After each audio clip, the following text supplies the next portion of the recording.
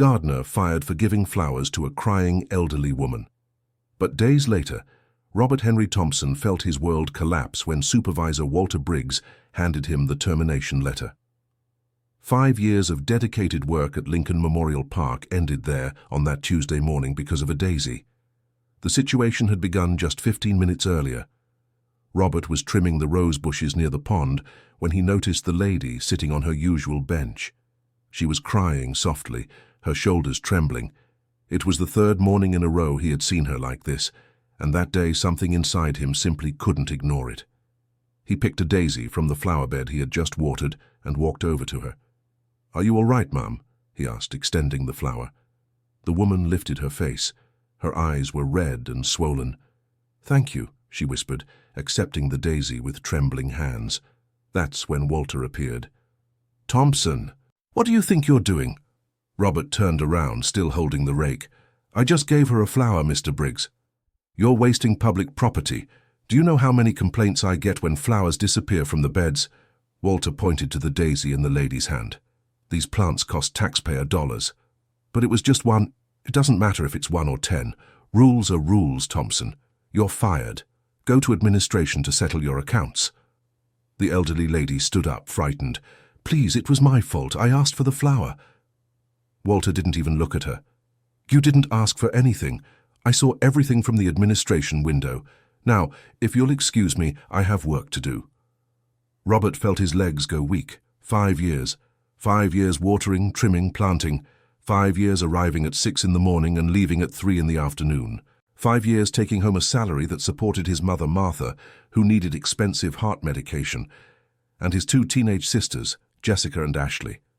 "Mr. Briggs, please, I need this job. My mother is sick and—" "You should have thought of that before stealing from the park." Walter turned his back and walked away. The lady held Robert's arm. "Young man, forgive me. I never meant to cause trouble. Please forgive me." Robert looked at her. She must have been about 70, with well-kept white hair, a simple but clean yellow blouse. There was so much sadness in those eyes that he couldn't get angry. "You did nothing wrong, Mum. I was the stubborn one. But you lost your job because of me." Her tears returned with force. "I didn't want this. I didn't want it." "Everything will be all right." Robert tried to smile, but his voice came out shaky. "Do you need help leaving?" She shook her head, pressing the daisy to her chest. "What's your name, young man?" "Robert Henry. But you can call me Robert."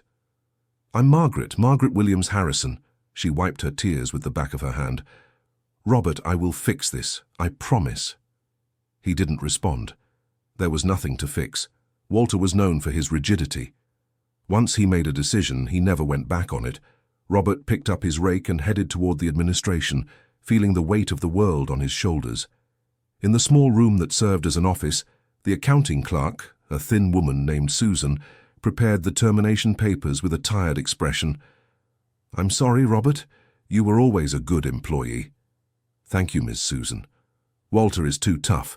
One little flower wouldn't have made a difference." Robert signed the documents in silence.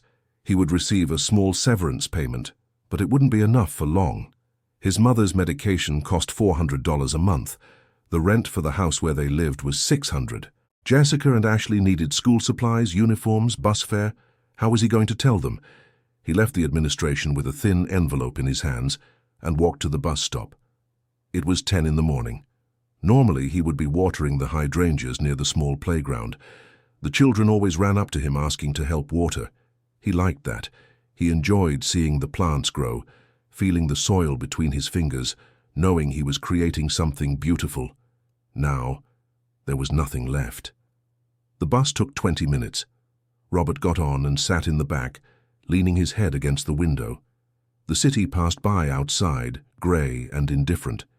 He got off 3 stops earlier than usual and walked slowly to the house. It was a simple 2-bedroom construction in Oakwood Heights, a working-class neighborhood where everyone knew each other. His mother was in the living room, sewing a pant hem when he entered. "Robert, why are you home early?" Martha dropped her sewing, worried. "Did something happen?" He tried to speak, but the words wouldn't come out. He simply sat on the sofa and handed her the envelope. Martha read the papers. Her face grew pale. My God, my son, what happened? Robert told her everything, the lady crying, the daisy, Walter appearing, the dismissal. Martha listened in silence, her trembling hands holding the documents. For a flower, she whispered when he finished. They fired you for a flower. I broke the rules, Mum. Walter was right about that. Walter is a heartless man. Martha's voice came out louder than usual. She took a deep breath, trying to calm down. Sorry. I don't want you to get upset too. We'll figure something out. How? I looked for a job before I got that position at the park. It was 8 months with nothing. Then we'll go through 8 months again if we have to. Martha held her son's hand. You're a hard worker, Robert. Someone will see that. But Robert knew it wouldn't be easy. He only had a high school diploma, no specialization. His only talent was taking care of plants, something he had learned from his maternal grandfather as a child. Where could he use that now? The girls came home from school at 5 in the afternoon. Jessica was 16 and Ashley 15. They immediately noticed something was wrong. Bro, why are you home? Jessica dropped her backpack on the chair. Are you sick? Robert looked at Martha, who made a discreet gesture. Better to tell them now. I lost my job today. What do you mean? Ashley approached. What happened? He explained again. The girls fell silent when he finished.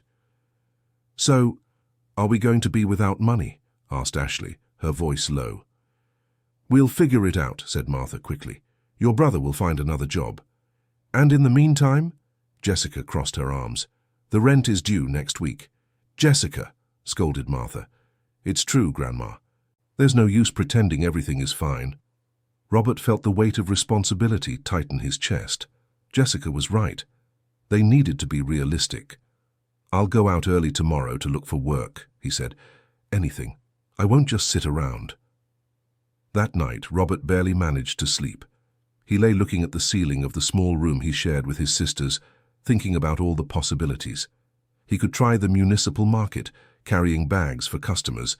It paid little, but it was money. Or maybe some store needed a helper. Anything would be better than nothing. At 5 in the morning, he was already up. He showered, put on his most presentable jeans and a light blue button-down shirt. Martha made coffee and bread with margarine. Eat well, she said. You'll need energy. Robert quickly swallowed his coffee and left. The morning was cold, typical of autumn in Pittsburgh. He started at the Oakwood Heights Street Market, asking the vendors if they needed help. Everyone said no. He went on to Mr. Wilson's small market, Mrs. Rose's bakery, Tommy's auto repair shop. Always the same answer. We're not hiring. By noon, he had knocked on 15 doors. None opened. He sat on a bench in the neighborhood's central square, feeling downhearted. The sun was strong now, making him sweat inside his shirt. His stomach was growling, but he had no money to buy a snack. That's when he saw a woman handing out flyers near the bus stop. Robert approached her. Young man, are you looking for a job? She held out a colorful paper. We need people to work in sales. He took the flyer. It was a cosmetics company that worked with independent salespeople. No fixed salary, just commission. Thank you, he said, putting the paper in his pocket. It wasn't ideal, but maybe it was a start. He returned home late in the afternoon, tired and frustrated. Martha was in the kitchen preparing rice and beans. So, son? Nothing yet. But I'll try again tomorrow. In the following days, Robert established a routine. He left early, went around the neighborhood and nearby areas, and came back late, always without success. He filled out forms at supermarkets, dropped off resumes at stores, even tried for doorman jobs in buildings. Nothing. 1 week after being laid off, the severance money was almost gone. Robert bought his mother's medicine, paid the rent, but very little was left for food. They started eating only twice a day. It was Jessica who had the idea. Bro, why don't you go to the park again? Maybe someone there knows about a job opening. Robert didn't want to go back. The humiliation of being laid off still hurt, but he was getting desperate. The next day he woke up before sunrise. He didn't want to risk running into Walter, so he decided to go very early, before official work hours began. He arrived at the park at 5:30 in the morning. The gate was closed, but the side fence had a hole that homeless people used to get in at night. Robert went through there and walked along the empty paths. The park was quiet, only the birdsong echoing among the trees. He went to the flower beds where he used to work, and stopped, shocked. The flowers were wilted, the rose bushes had yellowed leaves, the daisy beds were full of weeds. In just 1 week, the park he had cared for so lovingly was deteriorating. Robert knelt beside the rose bushes. He touched the dry leaves, feeling his heart tighten. Those plants needed water, fertilizer, attention, but it was no longer his problem. Or was it? He looked around. There was no one. The sun hadn't fully risen yet. Robert thought of Martha, of the girls, of next month's rent. He thought of everything he needed to do to get money. But when he looked at the dying rose bushes, he couldn't just leave. He looked for a faucet and filled an old bucket he found thrown near the shed. He started watering the plants, working quickly and silently. He had no tools, so he used his own hands to pull the weeds from the flower beds. He worked for almost 2 hours. When the sun was fully up, Robert left the park through the same side fence, dirty with soil but feeling a little better. He went to the municipal market to do what he had put off for days, asked to carry bags. The market was 3 kilometers from the park. It was an old 2-story building, always full of people buying fruits, vegetables, meats, and fish. Robert had known the place since he was a child. His grandmother shopped there every Saturday. Dear listener, if you're enjoying the story, please take a moment to like and especially subscribe to the channel. It really helps us who are just starting out, now continuing. He positioned himself at the main entrance, watching other carriers. They were older men, some already known to the merchants. Robert waited for an elderly lady with 2 heavy bags to come out of a fruit stall. "Do you need help, ma'am?" She looked at him, sizing him up. "How much do you charge?" $2, said Robert, thinking quickly. "That's expensive. Joe charges $1.50. $1.50 then." The woman agreed. Robert picked up the bags and followed her to the parking lot. The weight was heavy, but he bore it without complaint. The lady gave him 2 coins and left. $1.50. It was nothing. But it was something. Robert spent the whole day at the market. He carried bags for 12 people. By the end of the day, he had $18 in his pocket. It wasn't even enough to buy Martha's medicines, which cost $400. But it paid for the week's rice and beans. He returned home with sore feet, but with food in the bag. "Did you get a job?" asked Ashley when he came in. "I got some odd jobs, carrying bags at the market." Jessica raised her eyebrows. "How much do you make from that?" "A little. That's not going to cut it, bro. Grandma needs her meds." "I know that." Robert didn't want to snap, but the frustration was too much. "You think I don't know? I'm doing what I can." Ashley backed off, startled. Jessica crossed her arms, but didn't reply. Martha appeared in the kitchen. "Enough. No one is going to fight in this house. Robert is trying his best. And you two are going to help too. Jessica, you can give private math lessons. Ashley, look for some part-time work." "But Grandma, I have school," protested Ashley. "And your brother had a job. Things have changed. We all need to help." The girls fell silent. Robert felt even worse. His sisters shouldn't be working. They should be studying, being normal teenagers. But he had failed them. That night, lying on the thin mattress, Robert made a decision. In the morning, he would return to the park. He would tend to the plants before going to the market. He wouldn't earn anything from it, but at least he wouldn't let everything he had built there over 5 years die. During the following days, he established this routine. He woke up at 4:30, arrived at the park before 5.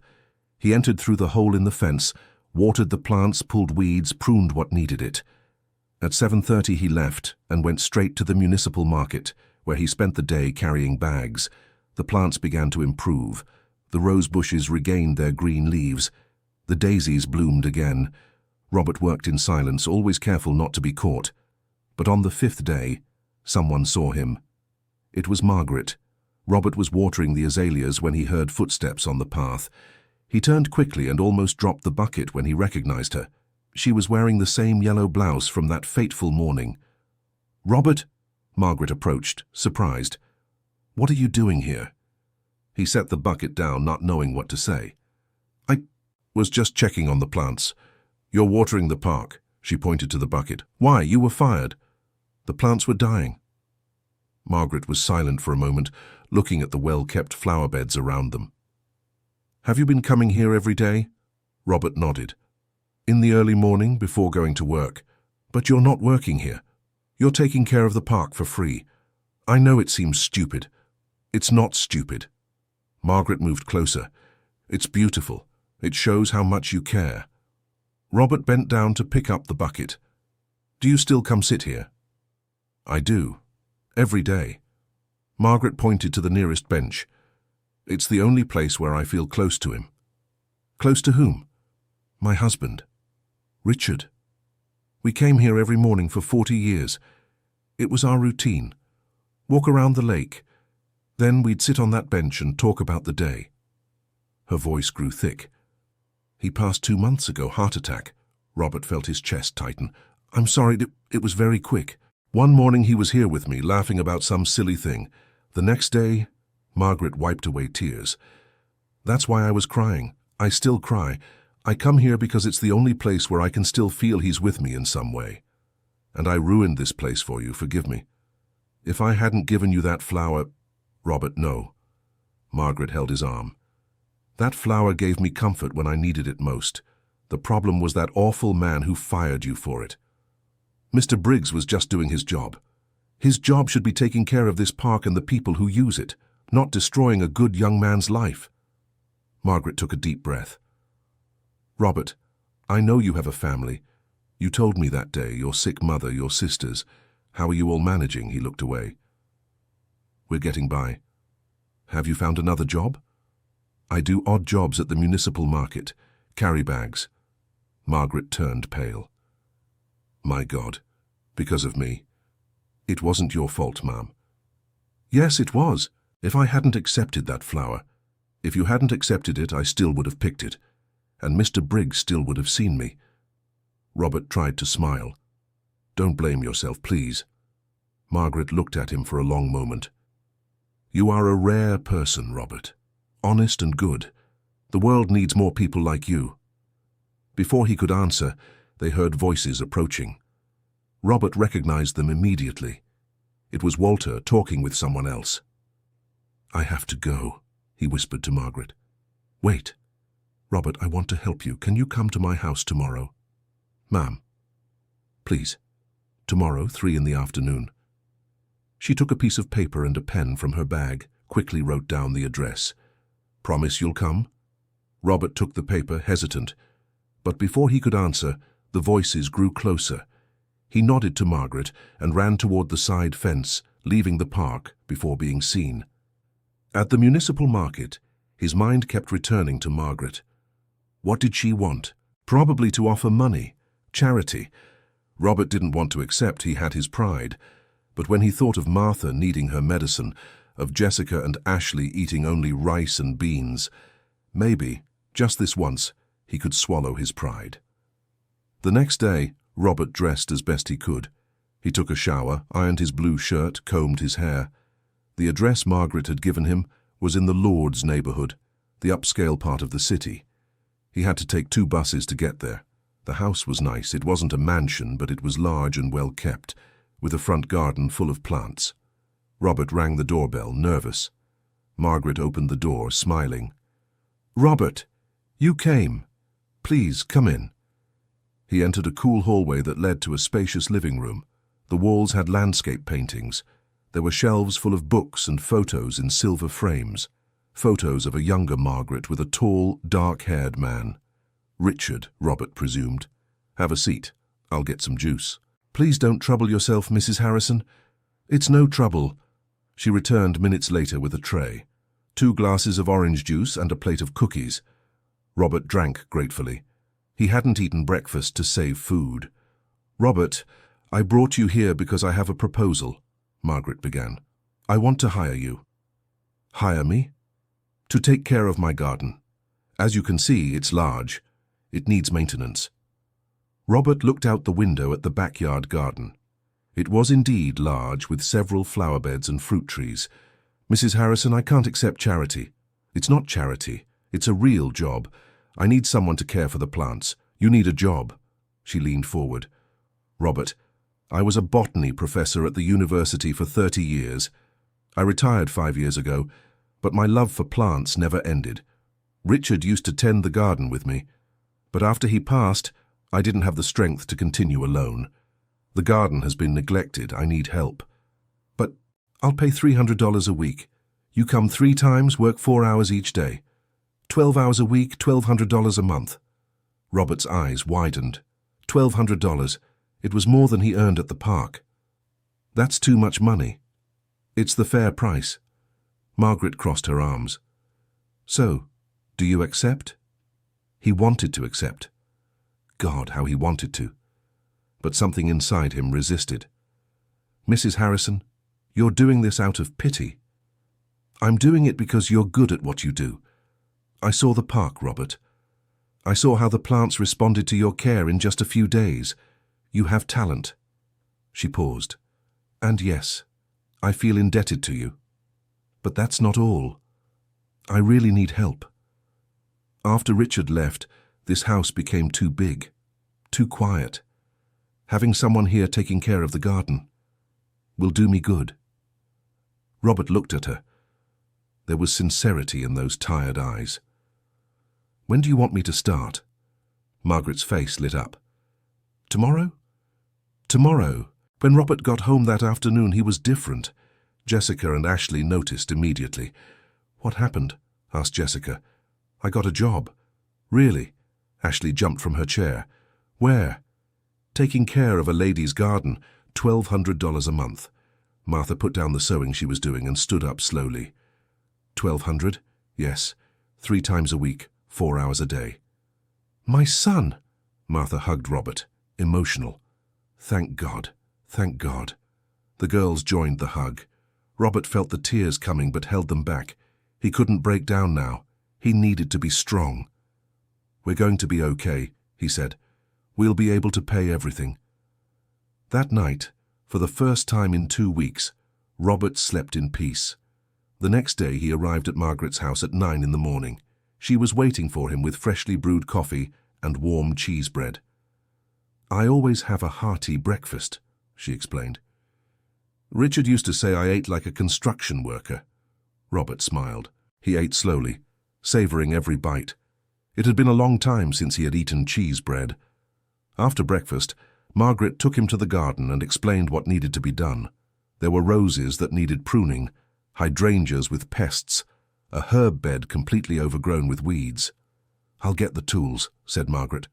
She returned with an old box full of pruning shears, hoes, rakes. Robert recognized some. They were professional, quality tools. "They were Richard's," explained Margaret, seeing Robert's look. "He loved this garden. He spent hours here every weekend." "I'll take good care of everything," promised Robert. And he did. He worked for 4 hours that first day, pruning, cleaning, organizing. Margaret stayed on the porch watching, sometimes bringing fresh water or commenting on a specific plant. "Hydrangeas need acidic soil," she said at one point. "Richard always put coffee grounds in the soil. It worked very well." Robert made a mental note. He knew the basics of gardening, but Margaret knew things he had never heard of. She was a botany professor, after all. In the following days, a routine was established. Robert worked Monday, Wednesday, and Friday at Margaret's house. On other days, he continued going to the municipal market to carry bags, and every morning before anything else, he stopped by the park to take care of the plants there. 2 weeks after starting to work for Margaret, Robert was watering the azaleas in the park when he heard a rough voice behind him. "I knew it." He turned and saw Walter standing on the path, his arms crossed. "You're trespassing on municipal property, Thompson." Robert dropped the bucket. "I was just taking care of the plants without authorization." Walter took his cell phone out of his pocket. "I can call the authorities for trespassing." "Please, Mr. Briggs, I'm not doing any harm." "Yes, you are. You're trespassing." Walter took a step forward. "But I'll give you a chance. You stop this now and I'll forget I saw you, otherwise..." He didn't need to finish the sentence, the threat was clear. Robert nodded slowly and picked up the bucket. He left the park with a heavy heart. The plants were improving so much. A few more weeks, and the flower beds would be back to how they were, but he couldn't risk trouble with the law.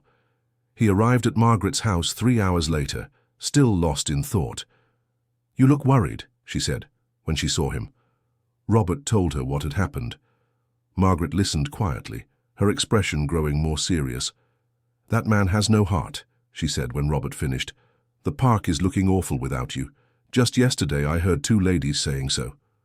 But there's nothing I can do. Walter forbade me. He didn't forbid you from using the park like any other citizen.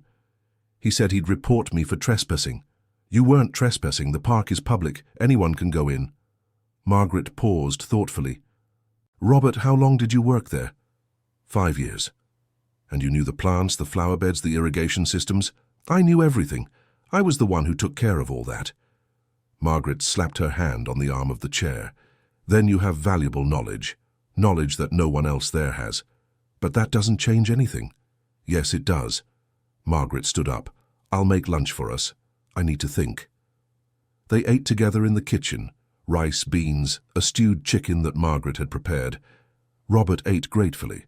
Margaret had started insisting he have lunch there on work days. She said it was silly for him to leave hungry. "Robert," she said after they finished, "have you ever thought about taking a professional gardening course?" "I don't have money for that, Mrs. Harrison." "What if I paid for it?" He looked up, surprised. "You're already paying me for the work here." "I know, but I want to see you grow. You have talent, you just need formal training." Margaret leaned over the table. "At the university where I used to teach, there's a technical course in landscaping. It lasts 6 months. You come out with a certificate and everything." "But think about it. You'd have a recognized profession. You could work for landscaping companies, get private clients. You wouldn't depend on a supervisor like that, Walter." Robert fell silent. The offer was tempting, but also scary. He had never thought of himself as someone who could have a real career in gardening. It had always been just manual labor. "I'll think about it," he finally said. Dear listener, if you're enjoying the story, please take a moment to like and especially subscribe to the channel. It really helps us who are just starting out. Now continuing. In the following weeks, Robert continued working for Margaret and doing odd jobs at the market. The money was getting better. Martha managed to buy her medicine without delay. Jessica had gotten 3 students for private math lessons. Ashley found a weekend job at a neighborhood clothing store. Things were falling into place, but Robert couldn't stop thinking about the park. He would pass by sometimes, just to look. The flower beds were getting worse. Walter had hired a replacement, a young guy who clearly didn't know what he was doing. The plants were getting too much water in some spots and not enough in others. The pruning was done without any method. One afternoon, Robert was leaving Margaret's house when he saw 2 ladies talking at the gate.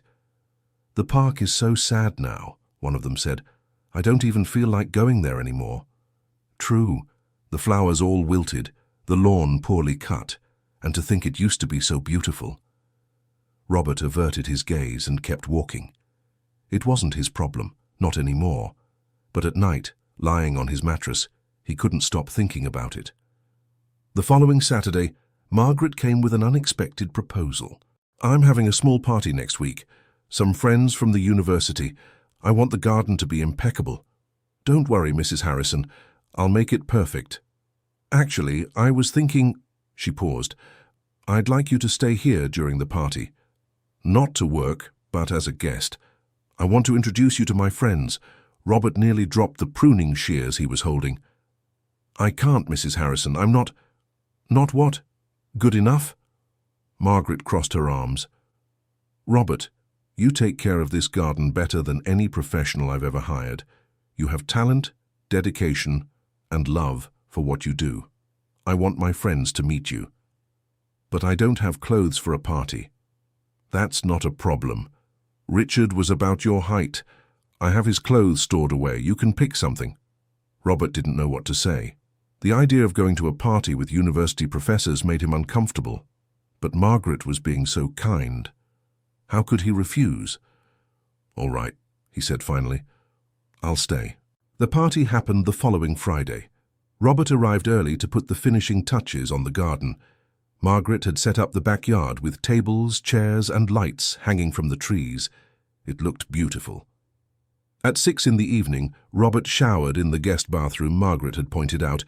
He put on the dress pants and white shirt she had laid out. They really were his size. He looked at himself in the mirror. He seemed like a different person.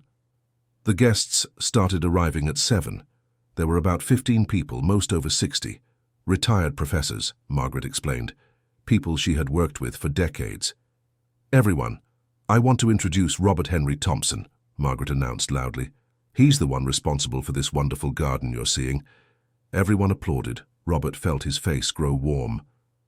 "What beautiful plants," said a tall lady with short hair. "Where did you study, Robert?" "I didn't study formally, ma'am. I learned from my grandfather." "Fascinating. Hands-on learning. That's rare to find these days." During the evening, several people talked with Robert. They asked questions about the plants, about growing techniques, about the garden. He answered everything he knew, surprised by their genuine interest. An elderly man, whom Margaret introduced as Dr. Morris, was especially interested. "Margaret told me you used to work at the Memorial Park." "Yes, sir, I did." "And why did you leave?" Robert hesitated, but ended up telling the story. Dr. Maurice listened quietly. "A flower," he said when Robert finished. "They fired you over a flower." "I broke the rules. Rules without common sense are cruelty." Dr. Maurice took a sip of his wine. "But perhaps it was a blessing. Now you work for Margaret and have a much more promising future." Robert wasn't sure about that, but he thanked him for the kindness. At the end of the evening, when all the guests had left, Margaret sat with Robert on the porch. "What did you think?" "Everyone was very kind. Because you're interesting, Robert, people saw that." She paused. "Dr. Maurice coordinates the technical landscaping course I mentioned. He said you'd be welcome whenever you want to start. Mrs. Harrison, you don't have to decide now, but think about it carefully. It's an opportunity." Robert went home thoughtful that night. Jessica and Ashley were already asleep. Martha was awake, sewing in the dim light of the living room. "How was it?" she asked. "Strange." "Good." "I don't know." Robert sat down beside her. "Mom, Mrs. Harrison wants to pay for a professional course for me." Martha put down her sewing. "Really?" "Yes.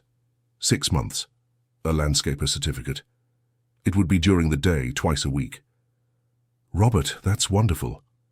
But I'd have to stop doing odd jobs at the market on those days. We'd lose money." "We'll manage." Martha held her son's hand. "This is your future, Robert, a chance to be somebody. I am somebody already. You know what I mean. A chance to have a real profession, a recognized one." She squeezed his hand. "Your grandfather would be so proud." Robert felt a lump in his throat. His paternal grandfather, Paul, had been the first to put a shovel in his hands when he was 8 years old. He taught him about planting cycles, different types of soil, and how each plant has unique needs. Paul had passed away 5 years ago, just before Robert got the job at the park. "I'll accept," he said. "I'll take this course." A week later, Robert was sitting in a university classroom for the first time in his life. There were 12 students in total, some young, some older, all interested in learning about landscaping. The professor was Dr. Maurice. He began the first class by talking about the history of gardening in Brazil, native plants, and the importance of understanding the local climate and soil. Robert absorbed everything like a sponge. He took notes, asked questions, stayed after class to talk. Dr. Maurice seemed pleased with his enthusiasm. "You have instinct, Robert," he said one day. "That can't be taught, but we'll polish that talent." Classes were held every Tuesday and Thursday. Robert continued working for Margaret on Mondays, Wednesdays, and Fridays. On Saturdays and Sundays, he did odd jobs at the market. The routine was tiring, but he felt alive. He was learning, growing, evolving. 2 months after starting the course, Margaret came to him with another proposal. "Robert, Dr. Maurice told me about a project." They were in the garden. Robert was pruning the rose bushes. "What project?" "He knows some people in the city's environmental department. They're planning to revitalize several city parks. They need landscapers. Margaret paused. He suggested your name for the Lincoln Memorial Park. Robert nearly cut his own finger with the shears. What?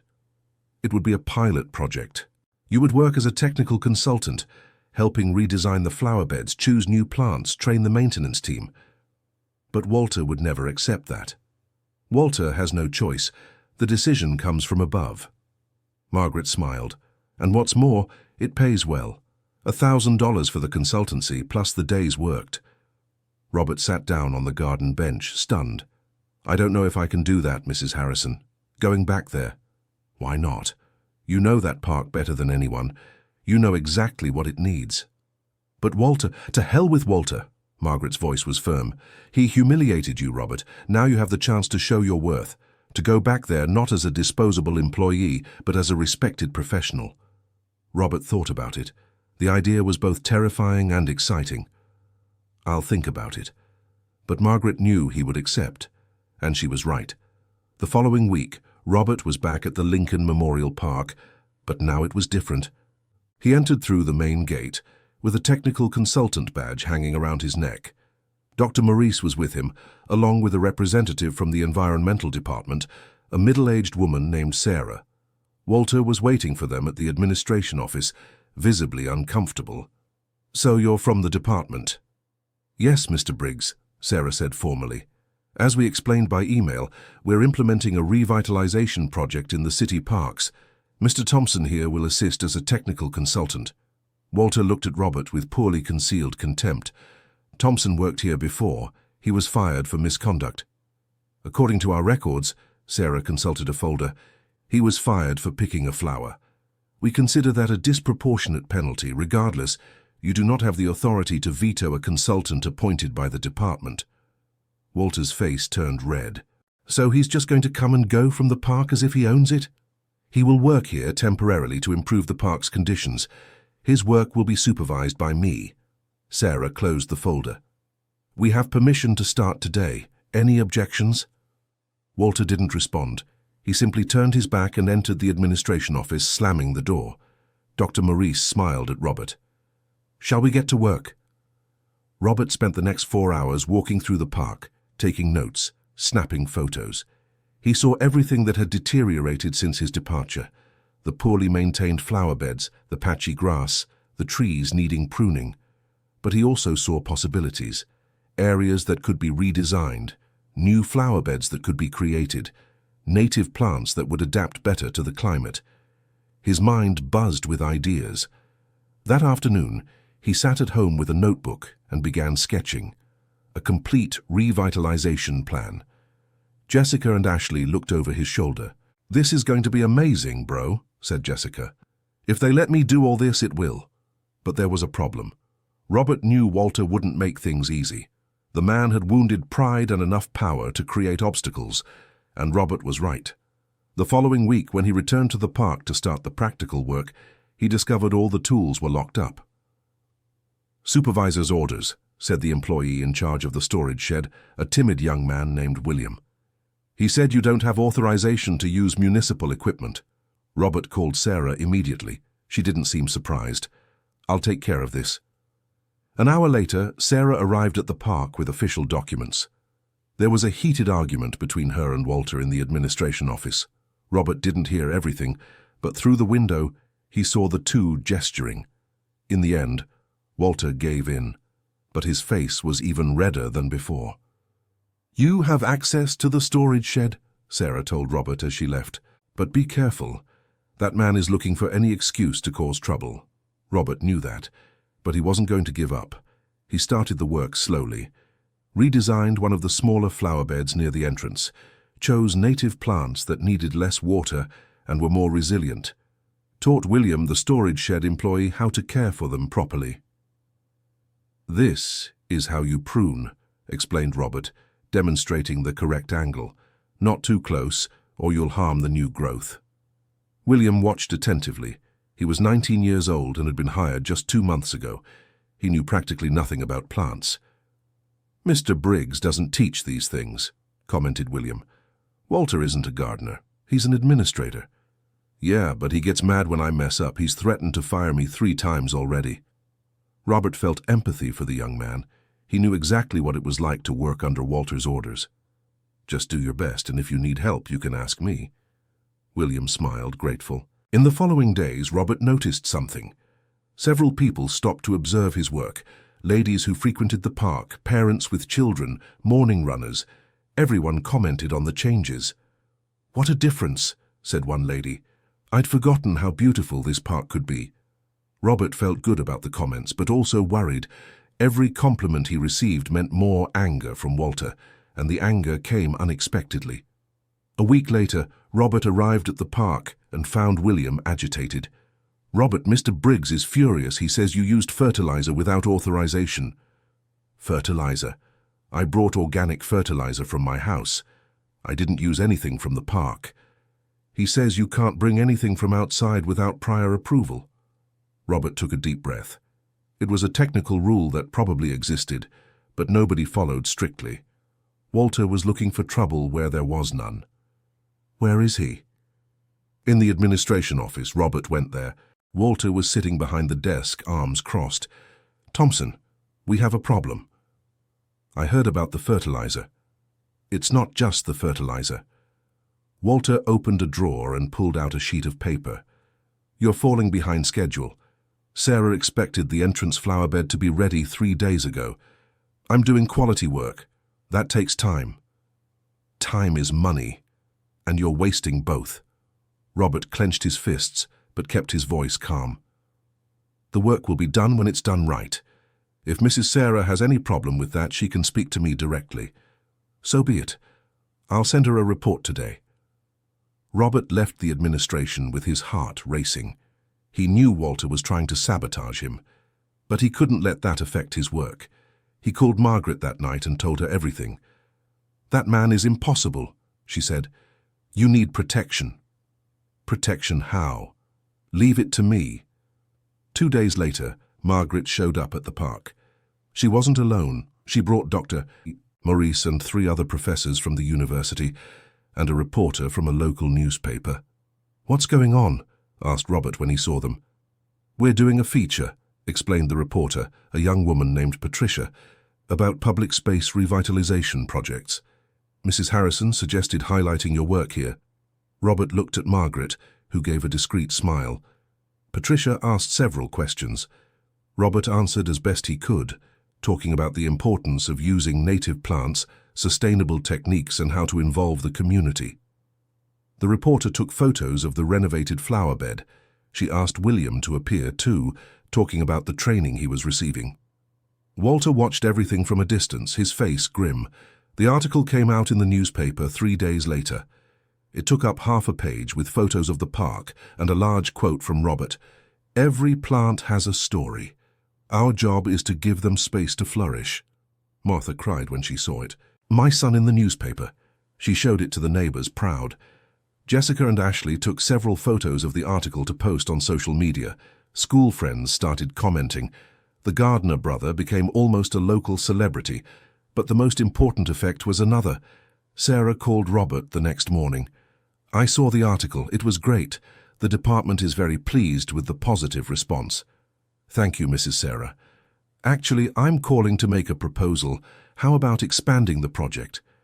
Not just revitalizing the existing flower beds, but creating new areas in the park, maybe a sensory garden, something interactive for children."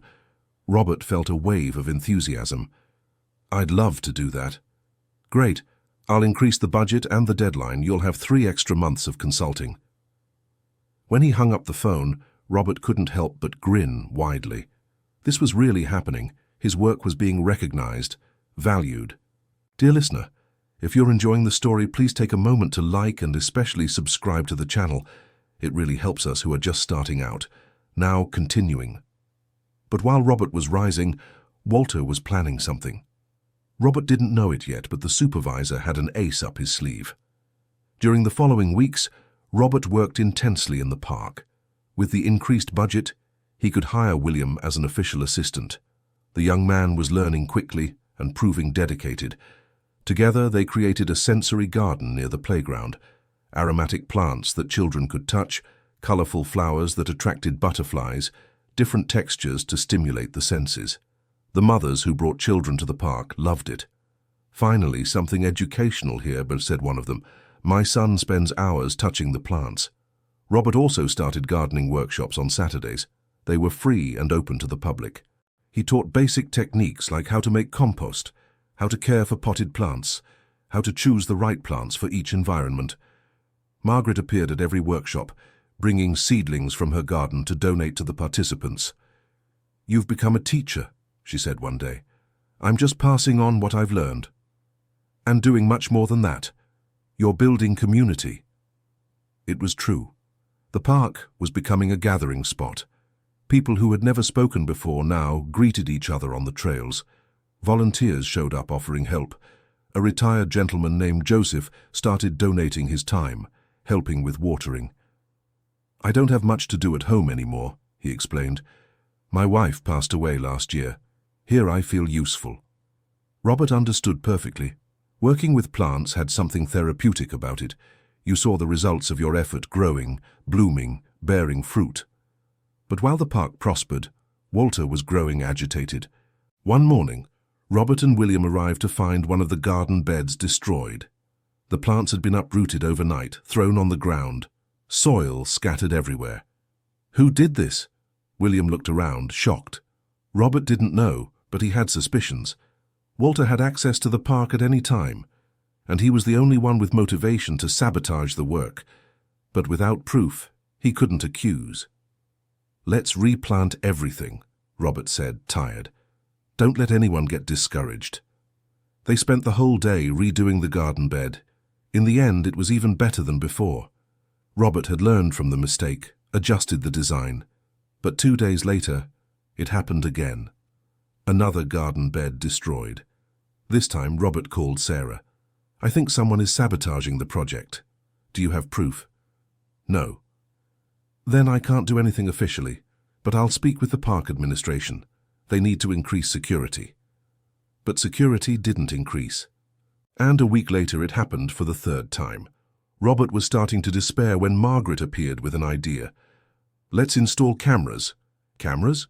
"Yes, I know a technician, a friend of Richard's. He can install them discreetly.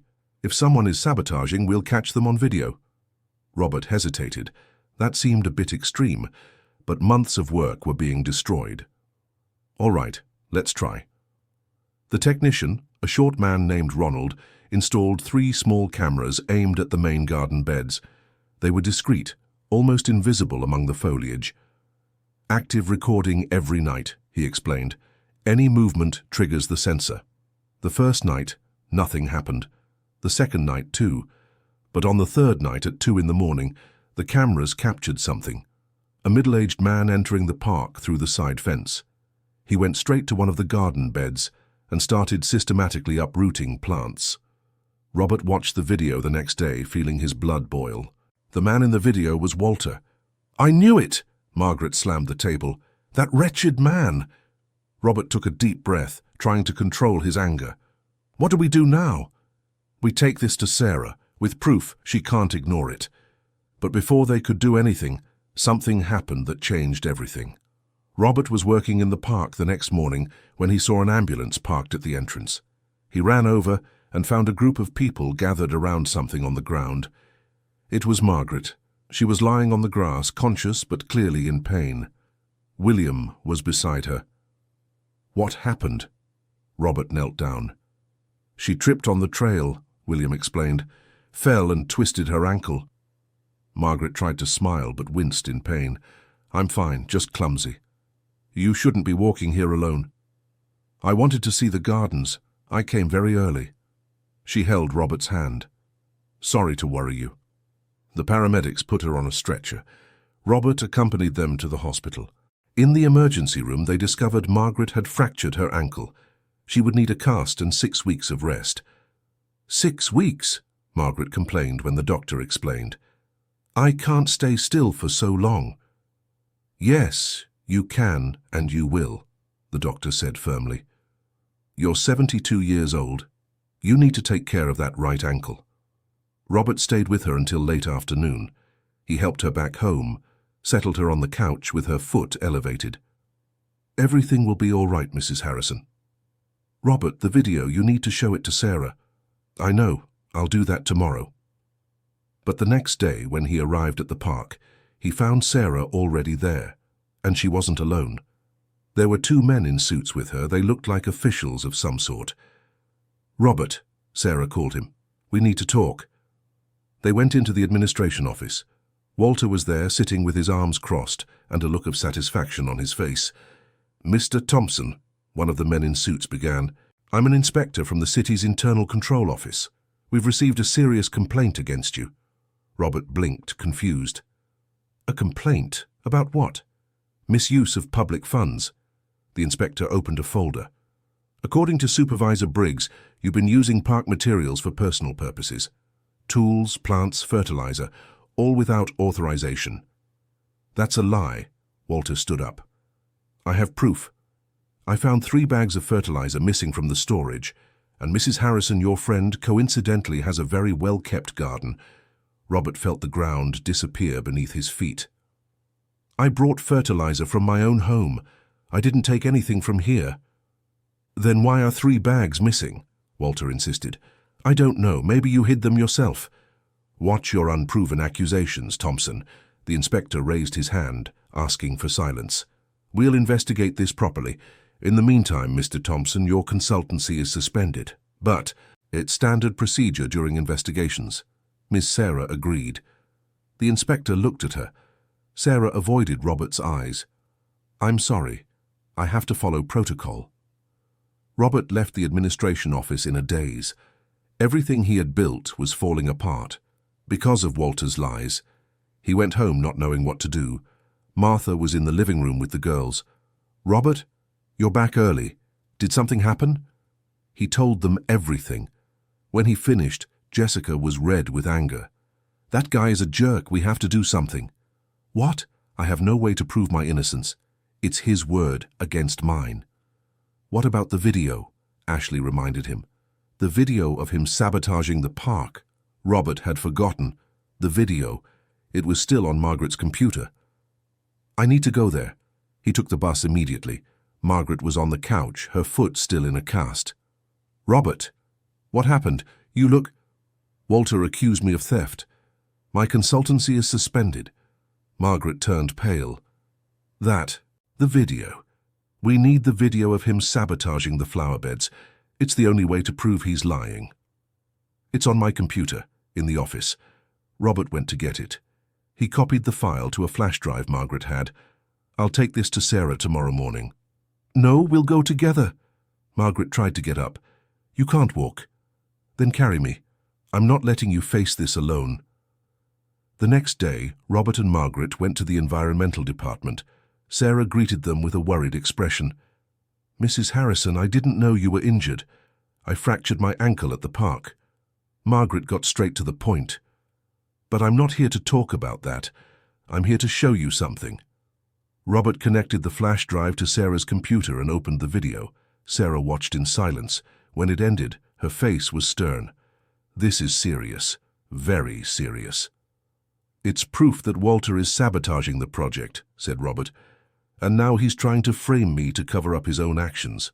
Sarah took a deep breath. I'll take this to the control office immediately, and to the head of the environmental department. This can't be ignored. It took 3 days for the city to act. 3 agonizing days where Robert didn't know what would happen. But on the 3rd day, Sarah called. Robert, can you come to the office? He went, nervous. When he arrived, he found Sarah smiling. Your consultancy has been reinstated. The accusations were deemed unfounded. Robert felt relief flood his body. And Walter? He was suspended from his position, temporarily, while the investigation continues. But with the video as evidence, I doubt he'll be back. He didn't return. 2 weeks later, Walter Briggs was officially fired from the park administration for serious misconduct. The story circulated through City Hall circles. Supervisors could no longer act with impunity. Robert returned to the park with renewed energy. William greeted him with a hug. Dude, what a relief. I thought I wouldn't see you around here anymore. You can't get rid of me that easily. In the following months, Robert finished the revitalization project. The park became unrecognizable. New flower beds, redesigned trails, a sensory garden that became an attraction for entire schools. The original newspaper article got a follow-up. Patricia, the reporter, did a feature showing the before and after. The impact was even greater. Other city administrations started getting in touch. They wanted consultancy for their own parks. Margaret, even with her ankle in a cast, remained involved. She used her experience as a teacher to help Robert develop a teaching method for his workshops.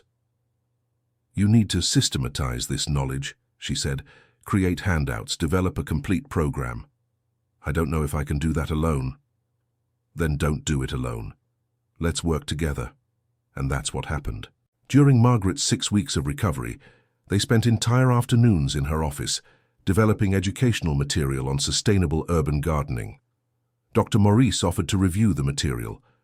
Other university professors contributed texts on botany, ecology, landscape design. In the end, they had a complete program. It wasn't just about planting. It was about understanding ecosystems, about working with nature and not against it, about creating spaces that served both people and animals. "This is too good to stay just in the park," said Dr. Maurice after reading everything. "You need to formalize this, create an organization, maybe a cooperative." The idea was daunting. Robert had never thought of something like that, but Margaret got excited. "Community Gardens Cooperative," she said. "That's a name. We need to develop the concept."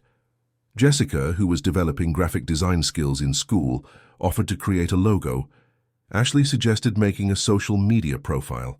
Gradually, the project took shape. But there was a problem. To formalize a cooperative, they needed at least 7 founding members. Robert, Margaret, and William were 3. Dr. Maurice agreed to participate. That made 4. Joseph, the retired volunteer, also agreed. 5. They needed 2 more. That's when Martha surprised everyone. "I want to participate." Robert looked at his mother, surprised. "Mum, you barely leave the house." "Exactly. I need to get out more." Martha straightened up in her chair. "Robert, do you think just because I'm sick I can't contribute? I can handle the administrative part. I was a secretary before you were born. I know how to deal with paperwork." "It's not that, Mum. It's just—" "No buts. I'm decided. I'm going to be a founder of this cooperative." They still needed 1 more person. William suggested his girlfriend, a biology student named Fiona. She became interested and agreed to participate. 7 members, they were ready, eh? The process of registering the cooperative took 2 months. Paperwork, meetings, bylaws, internal regulations. Martha took on the bureaucratic part with surprising efficiency. She seemed to have gained new energy from the project. "Your father would be so proud," she said to Robert one day, "to see what you've built." Robert barely remembered his father. He had passed away when Robert was 8 years old, a victim of a work accident, but Martha always spoke of him fondly. Did he like plants too? He loved them. Our house had a tiny backyard, but he filled it with pots. He said plants made everything more cheerful. Martha smiled nostalgically. "He was the one who planted the first sapling with you. A guava tree, don't you remember?" Robert didn't remember, but he was glad to know. The Community Gardens Cooperative was officially established on a rainy October afternoon. They held a small ceremony in the park, complete with cake and soda. Some journalists showed up. The story appeared in the city section. "And now?" asked William. "What do we do?" "Now we work," replied Robert. "We have 3 projects commissioned. 2 parks in other cities and a square here in Pittsburgh." It wasn't much, but it was a start. The following months were intense. Robert divided his time between consulting in the parks, gardening workshops, and cooperative meetings. Margaret continued as an advisor, offering technical knowledge whenever needed. Her ankle had healed completely, and she returned to her morning walks in the park. "It's good to be back," she said one of those mornings. Robert was pruning a nearby rose bush. "Do you miss your Richard?" Margaret remained silent for a moment. "Every day." She touched one of the roses. "But I've learned that longing doesn't have to be just pain. It can be love, too. I still love him, even though he's no longer here. And that love drives me. It makes me want to keep living, doing good things. Like helping a fired gardener," Margaret smiled. "Especially that." You gave me a purpose, Robert. When Richard was gone, I thought I had nothing left. But you appeared with your talent and dedication and showed me there's still much to do. Robert felt his eyes well up. You changed my life, Mrs. Harrison. And you changed mine. I think it was a fair exchange. 6 months after the cooperative's creation, they received an unexpected proposal. The city wanted to create an official community gardening program. The idea was to train residents from different neighborhoods to care for the green areas in their communities. It's perfect for us, said Margaret during the cooperative meeting. It's exactly what we wanted to do. But there was a catch. The program required instructors to be officially certified. Robert had the technical course, but the other cooperative members did not. It's not a problem, said Dr. Maurice. We can create a special class, a 3-month intensive course. You all get certified and can work as instructors. William, Joseph, Fiona, and even Martha agreed to take the course. It was a challenge, especially for Martha with her health limitations, but she was determined. I'll prove that an old lady is still good for something, she said stubbornly. And she did. Martha was one of the best students. Her life experience and people skills made up for the difficulty with physical work. She specialized in community mobilization, learning how to engage residents in collective projects. When everyone was certified, the Community Gardens Cooperative was ready to take on the municipal program. The official launch took place at Lincoln Memorial Park, the same place where it all began. Nearly 200 people attended. There was a stage set up with microphones and everything. Robert had to give a speech. He was nervous, but Margaret encouraged him. Speak from the heart. That's all you need to do. Robert stepped onto the stage and looked at the crowd. He saw Martha, Jessica, and Ashley in the front row. He saw William with Fiona, Joseph talking with other volunteers, Margaret smiling at him. "A year ago," began Robert, his voice trembling slightly, "I was fired from this park for picking a daisy. At the time I thought it was the end. I had a family to support, didn't know how I'd pay the bills. But today, looking back, I see it wasn't an ending. It was a beginning." He paused, gaining confidence. "That daisy led me to Mrs. Harrison. She gave me a chance when no one else would. Showed me I had worth, that my work mattered. And together, we started something bigger. It's not just about planting flowers. It's about cultivating community. It's about showing that when we come together, when we care for each other and the place we live, amazing things happen." The audience applauded. Robert felt his heart warming. "This program we're launching today is for all of you. It doesn't matter if you've never touched a shovel in your life. If you care about your neighborhood, your street, your city, you can participate. We'll teach you everything. And in the end, we won't just have prettier gardens. We'll have a stronger, more united, more vibrant community." The applause was deafening. People stood up.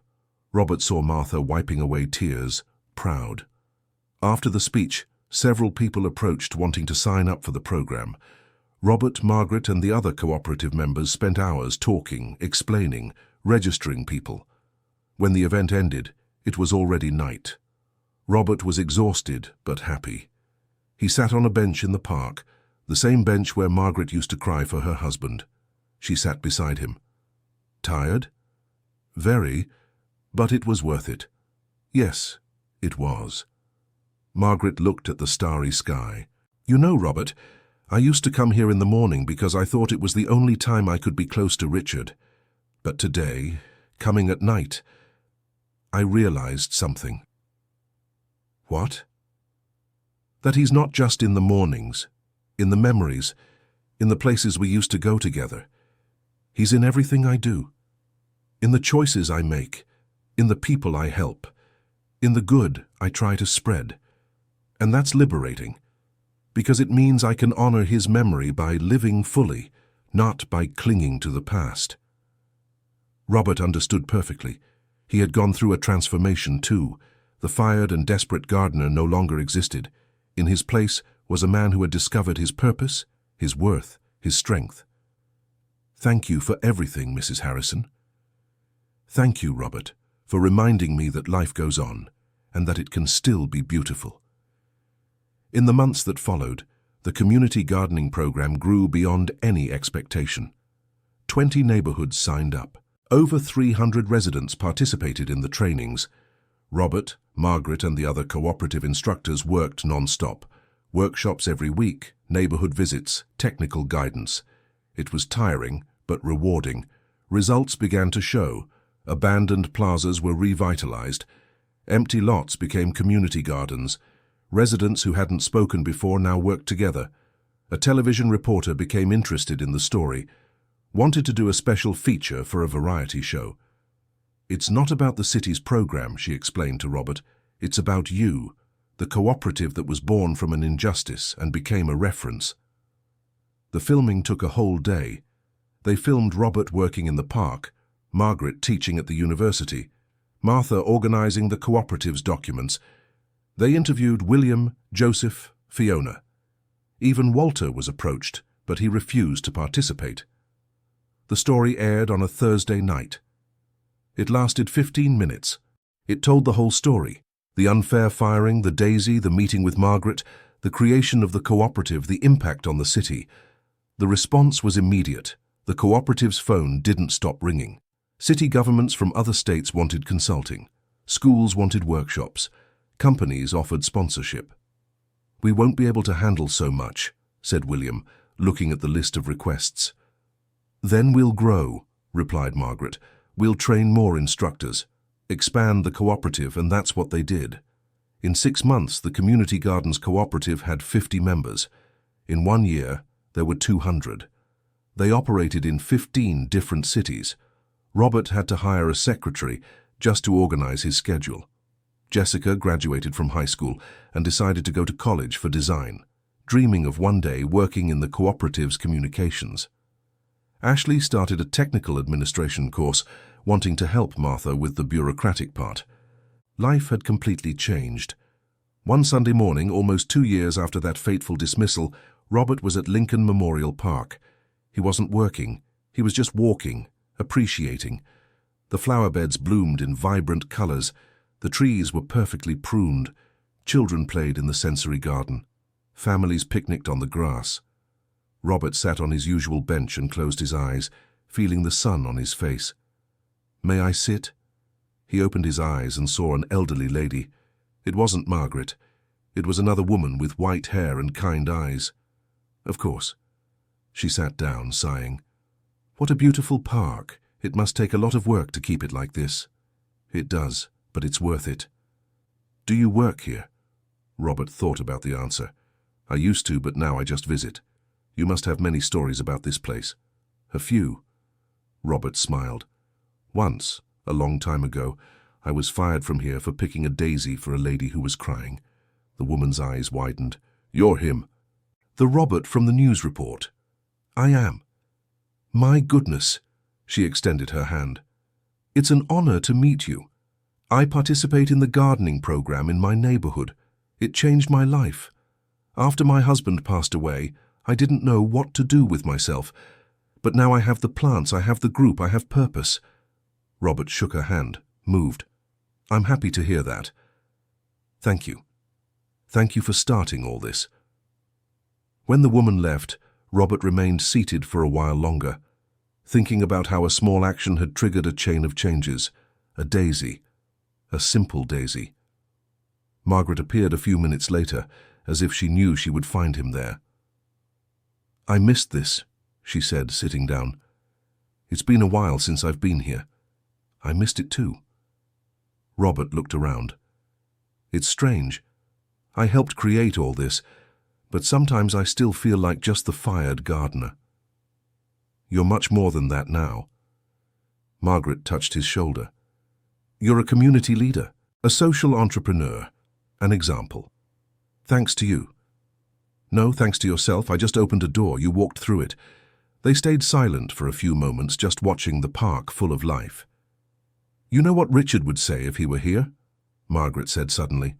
"He would say that Daisy was the best thing you could have picked, because it not only comforted a grieving widow, it planted the seed of something much bigger."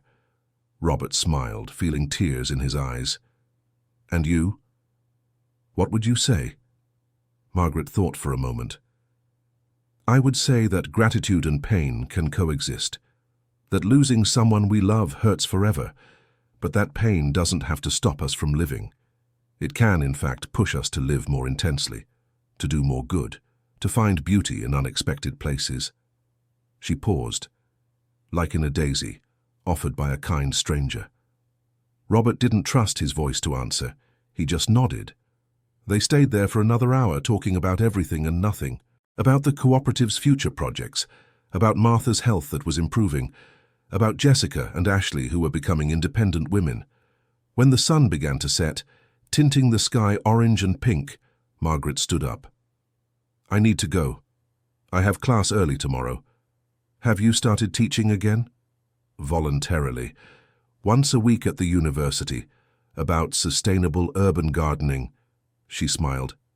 Guess who I'm inviting as a guest speaker? No. Yes. You're coming next week to talk about community mobilization. Robert laughed. I don't know how to give lectures at a university. You gave a speech to 200 people. A classroom is a piece of cake. Margaret started walking. Besides, my students need to see that knowledge doesn't just come from books. It comes from experience, from dedication, from love for what you do. Robert watched her walk away down the trail, waving one last time before disappearing among the trees. He stayed alone in the park for a few more minutes. He stood up, walked over to the daisy bed. There were dozens of them blooming in pure white. He picked one, held it between his fingers, observing the delicate petals. A flower. A simple flower had changed everything. Robert left the park with the daisy in his hand. He didn't quite know why, but he wanted to keep it, maybe press it between the pages of a book as a souvenir, or maybe just take it home and put it in a glass of water. On the bus, a little girl sitting with her mother looked at the flower with interest. How pretty, she said. Robert smiled and handed the daisy to her. For you. The girl accepted it, beaming. The mother thanked him. Robert nodded and got off at the next stop, feeling light. The cycle continued. He had received a second chance because of a flower. Now he was passing the gesture of kindness forward. When he got home, he found unusual activity. Jessica, Ashley, and Martha were in the living room with several people Robert didn't know. Bro, Jessica called him. Come here, quick. He entered, confused. What's going on? These people are from an international foundation, explained Martha, her eyes shining. They give awards for social impact projects. An elegant, middle-aged woman approached. Mr. Thompson, a pleasure. I'm Claire Mendez from the Green Horizon Foundation. We saw the article about your cooperative and were impressed. We'd like to nominate you for the Future Sowers Award. Robert blinked, processing. Award? It's an annual prize that recognizes environmental and social projects in Latin America. The winners receive financial and technical support to expand their initiatives. Claire smiled. And also, a lot of visibility. I don't know what to say. Say yes, whispered Ashley beside him. Robert looked at Martha, who had tears of pride in her eyes, at Jessica and Ashley, hopeful. And suddenly he realized that this wasn't about him. It never was. It was about all of them. About William, Joseph, Fiona, about Margaret and her love for plants, about the hundreds of residents who had found purpose in the community gardens. Yes, he said to Claire, we accept the nomination. The award ceremony would take place in 3 months in New York City. There were 6 finalists from different countries. Robert had no expectation of winning. Just being among the nominees was incredible enough. But they won. The Community Gardens Cooperative was declared the winner of the Future Sowers Award on a gala night Robert would never forget. He went up on stage trembling, accompanied by Margaret. The two received a glass trophy shaped like a tree and a symbolic check. The real prize was better, $200,000 in funding, technical support for 2 years, and connections with other international environmental organizations. This is going to change everything, said Margaret when they returned to the hotel. And it did. With the funding, they were able to hire more instructors, buy equipment, develop better educational materials. They opened their own headquarters, a beautiful space with classrooms and a demonstration garden. The impact was immense. In 2 years, the cooperative was present in 50 cities. They trained over 10,000 people. They revitalized hundreds of public spaces. But the most important thing wasn't the numbers. It was what Robert saw in people's faces. The retired gentleman who found purpose after becoming a widower. The shy teenager who discovered a passion for biology. The community that came together around a collective garden. Each story was a daisy. Small, simple, but capable of making a difference. 3 years after that layoff that felt like the end of the world, Robert was back at Lincoln Memorial Park. But now it was different. He didn't enter through the side fence.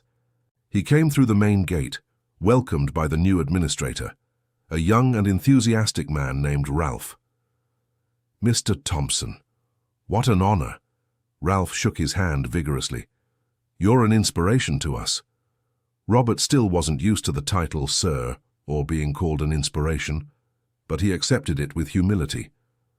"I came to see how the sensory garden is doing." "It's great. We get 200 children per week. Schools schedule visits in advance." Ralph guided him along the path. "And there's news. We secured funding to expand. We want to create a demonstration composting area." "Excellent idea." As they walked, Robert noticed a young employee watering the flower beds. He was the same age Robert had been when he started there. "What's his name?" Robert asked. "Tyler. He started 2 months ago. He's very dedicated." Robert approached. "Tyler?" The young man turned, surprised. "Yes? Do you like working here?" "I love it, sir. I've always wanted to work with plants." Robert smiled. "Keep it up. Take good care of them. You never know where it might lead." Tyler nodded, a bit confused but clearly touched. When Robert walked away, Ralph commented, "Have you always been like this? Kind to everyone?" "Not always." Robert looked back, watching Tyler return to work. "But I learned that kindness has power. A small kindness can change everything."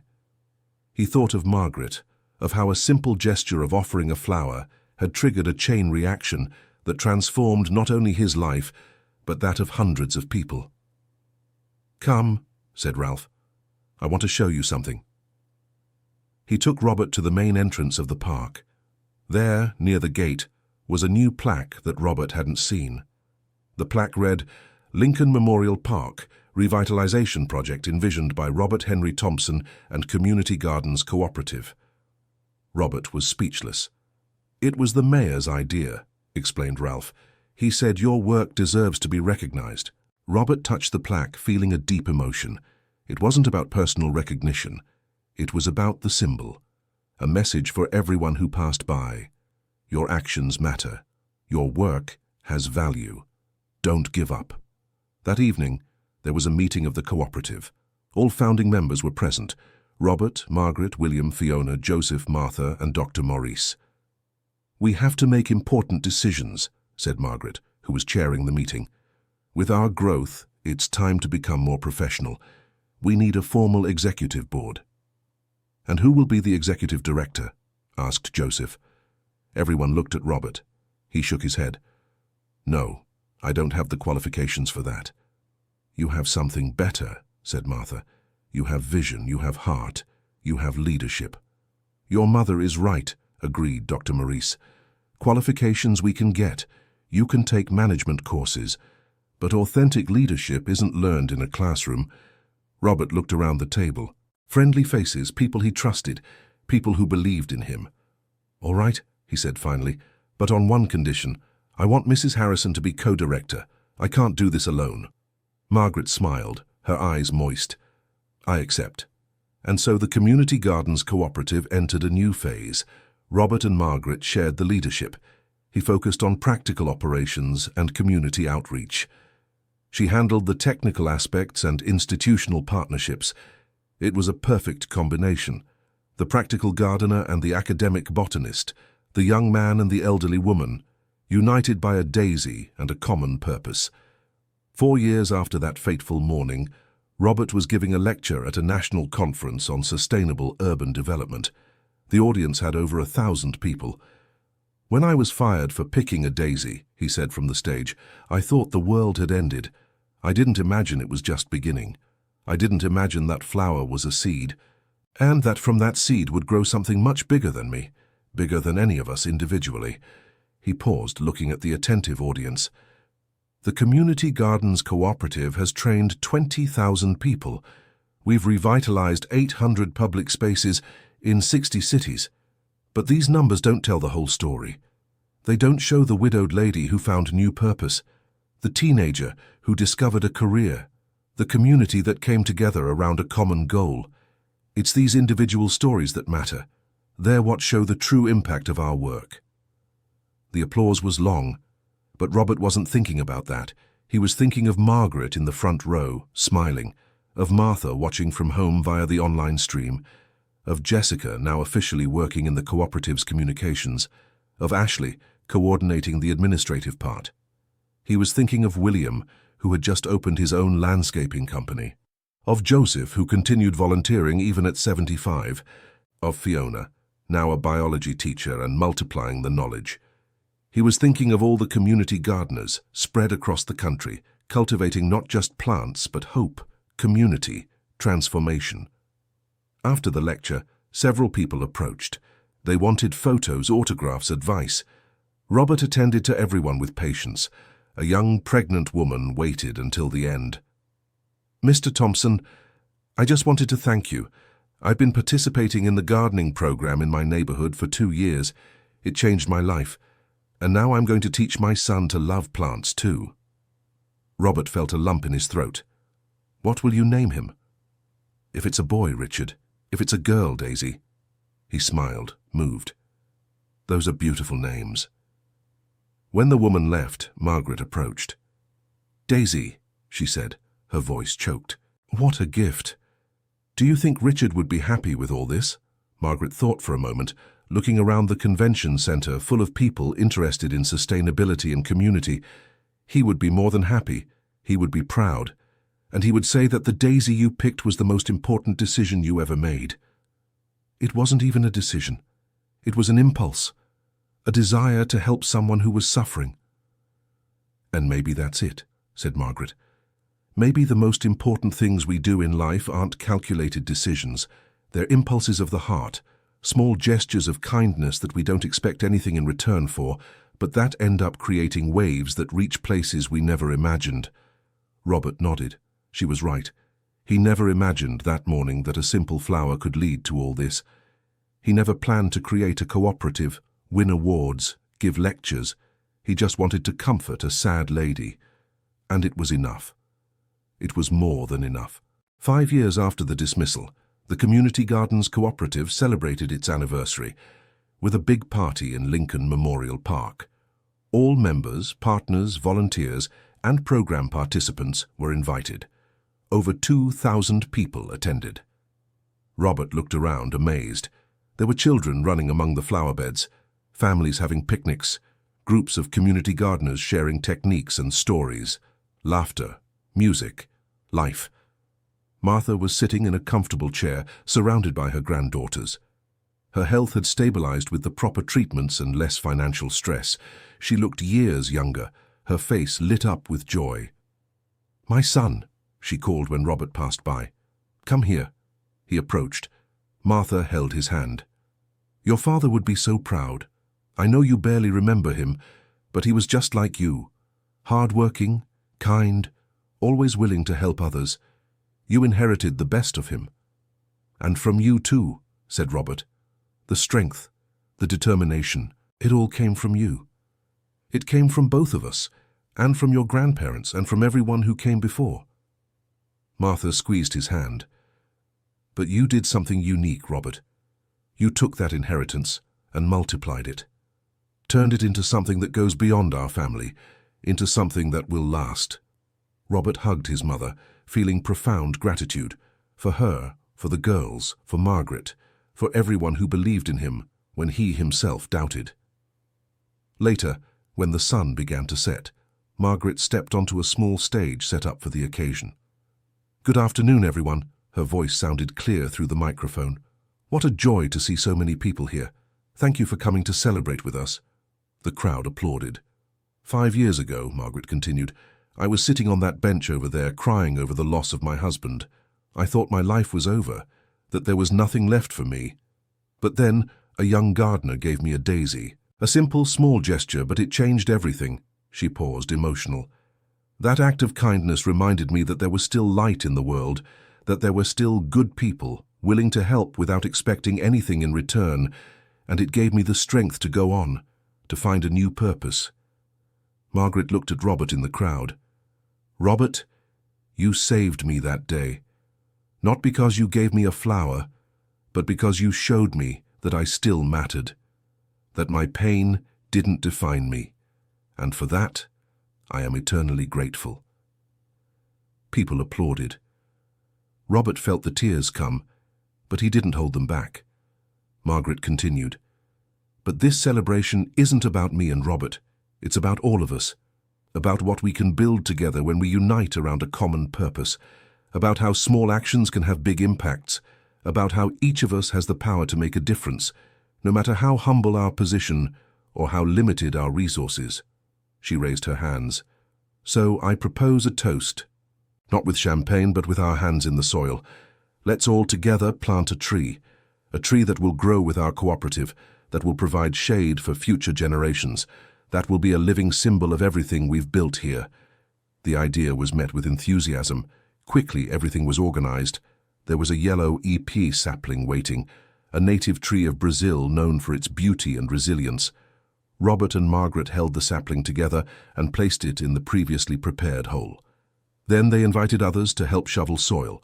William, Fiona, Joseph, Martha with help, Jessica, Ashley, Dr. Morris, Ralph the park administrator, Tyler the young gardener, Sarah from the office, the reporter Patricia, Claire from the foundation and dozens of others, each threw a handful of soil. When the tree was planted, everyone watered it together. It was a beautiful sight. Over 2,000 people united in a simple but profound act. "This tree will live for decades," said Robert, his voice emotional. "And every time someone passes by and sees it blooming, they will remember what we did together. They will remember that change is possible, that community is possible, that a better world is possible." The applause was thunderous, but it quickly turned into song. Someone started singing a song about hope, and soon everyone was singing along. Robert stood there, watching. His heart was full of an emotion he couldn't name. It wasn't just happiness, it was something bigger. It was fulfillment. It was belonging. It was love. When the party ended and people started to leave, Robert stayed a little longer. He walked along the park trails in the twilight's dim light. He touched the plants he had cared for, the flower beds he had redesigned. He reached the daisy bed and knelt down. The flowers shone white in the faint light. "Thank you," he whispered. He wasn't quite sure who he was speaking to the flowers perhaps, or to the universe, or to the grandfather who taught him to love plants. "Thank you for everything." He felt a hand on his shoulder. It was Margaret. "Ready to go?" "Already?" "Robert, it's getting dark, and you have an early meeting tomorrow." "Just one more minute." He picked a daisy, the last one he would take from that bed. He held it delicately, observing the perfect petals. "You know what's funny?" he said. "If Walter hadn't fired me, none of this would have happened. I'd still be here working from 6 to 3, going back home, a simple and good life but a limited one." "Do you regret it?" Robert thought for a moment. "No, I don't regret anything. Not even the firing, because it brought me here, it brought me to you. It taught me that endings can be beginnings, that falls can be springboards, that sometimes we need to lose everything to discover what truly matters." Margaret smiled. "You've become a philosopher. Learned from the best." They walked together to the park exit. At the gate, Robert stopped and looked back one last time. The park was quiet now, falling asleep for the night, but it was alive. The plants were breathing. The lake reflected the first stars. The newly planted yellow trumpet tree swayed gently in the breeze. "Everything will be all right," said Margaret, as if reading his thoughts. "The park, the cooperative, everything, because we built something strong, something that will last." "I know." Robert extended the daisy to her. "For you, to remember where we started." Margaret accepted the flower, her eyes moist. "I'll keep it. Press it between the pages of a book, and whenever I look at it, I'll remember that daisies aren't just flowers. They're possibilities, they're promises, they're new beginnings." They hugged there at the park entrance under the starry sky, the fired gardener and the grieving widow, united by a daisy and transformed by love, persistence, and faith that tomorrow can be better than today. And it was. The following years brought more growth for the Community Gardens Cooperative. They expanded to other Latin American countries. They developed apps to connect gardeners. They created a funding fund for small community projects. But the heart remained the same. The mission remained clear: to cultivate not just gardens but communities, not just to plant flowers, but to plant hope. Robert grew older. His hair began to turn grey. The wrinkles around his eyes deepened. But he still had that gentle smile, that willingness to help, that love for plants. Margaret grew older too. Her hair turned completely white. She needed a cane to walk, but her eyes remained bright, her mind sharp, her heart generous. Martha lived to see her grandchildren. Jessica married a biologist she met at a cooperative conference. Ashley became the financial director and saved the cooperative from an economic crisis using her skill with numbers. William and Fiona had 2 children, both passionate about plants from a young age. Joseph continued volunteering until he was 80, when his health finally forced him to slow down. Dr. Maurice formally retired from the university, but continued consulting for the cooperative until the end of his life. And the cooperative kept growing, touching lives, transforming spaces, proving day after day that change is possible when people come together around a common purpose. 10 years after that dismissal that felt like the end of the world, Robert was back at Lincoln Memorial Park on a Tuesday morning. He wasn't working. He was just walking, as he sometimes did when he needed to think. He stopped in front of the yellow IP tree they had planted 5 years ago. The tree had grown strong and tall, its branches reaching for the sky. It was in bloom, covered in bright yellow flowers that contrasted with the blue sky. "It grew fast," said a voice behind him. Robert turned and smiled. It was Tyler, the young gardener he had met years ago. Except Tyler wasn't so young anymore. He must have been about 30 now.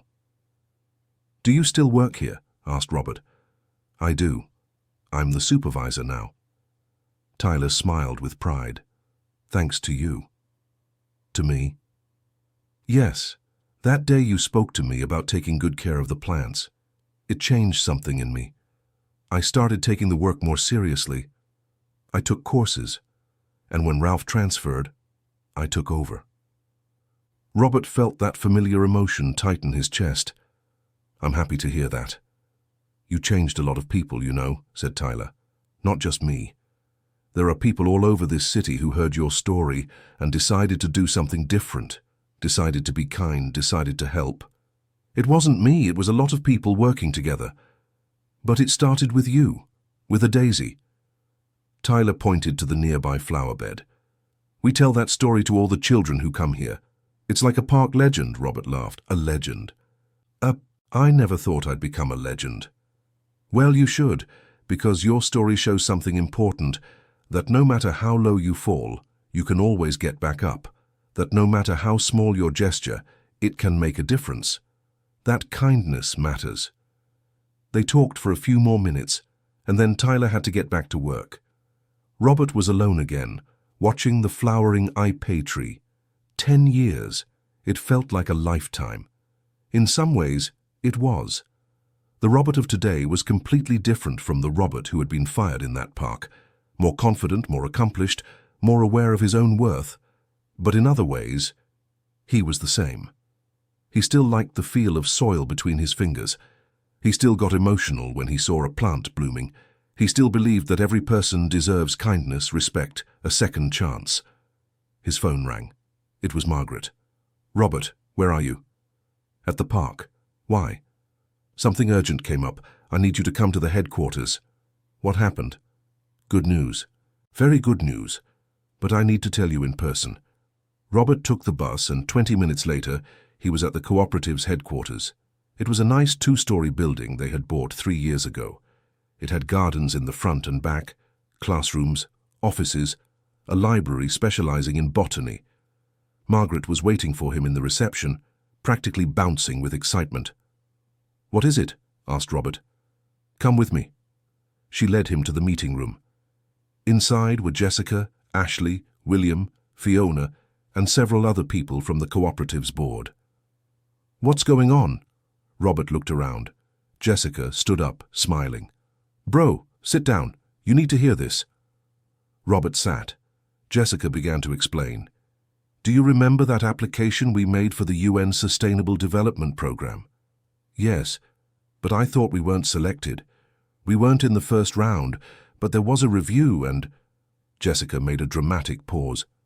"We were chosen as one of the 10 model projects to be replicated globally."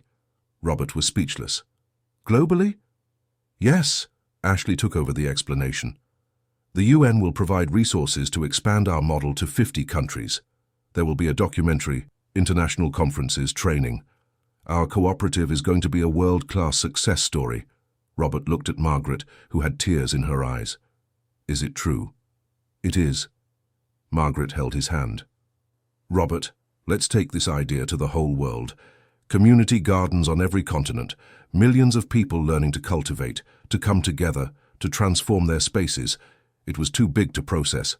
Robert tried to speak, but couldn't. He just shook his head, incredulous.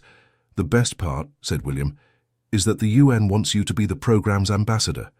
You'll travel, give lectures, train local teams. I don't know if I can do this." "You can." Margaret squeezed his hand. "I'll be with you. All of us will. You won't do this alone." Robert looked around the room. Friendly, confident faces, people who believed in him, people who had built all this together.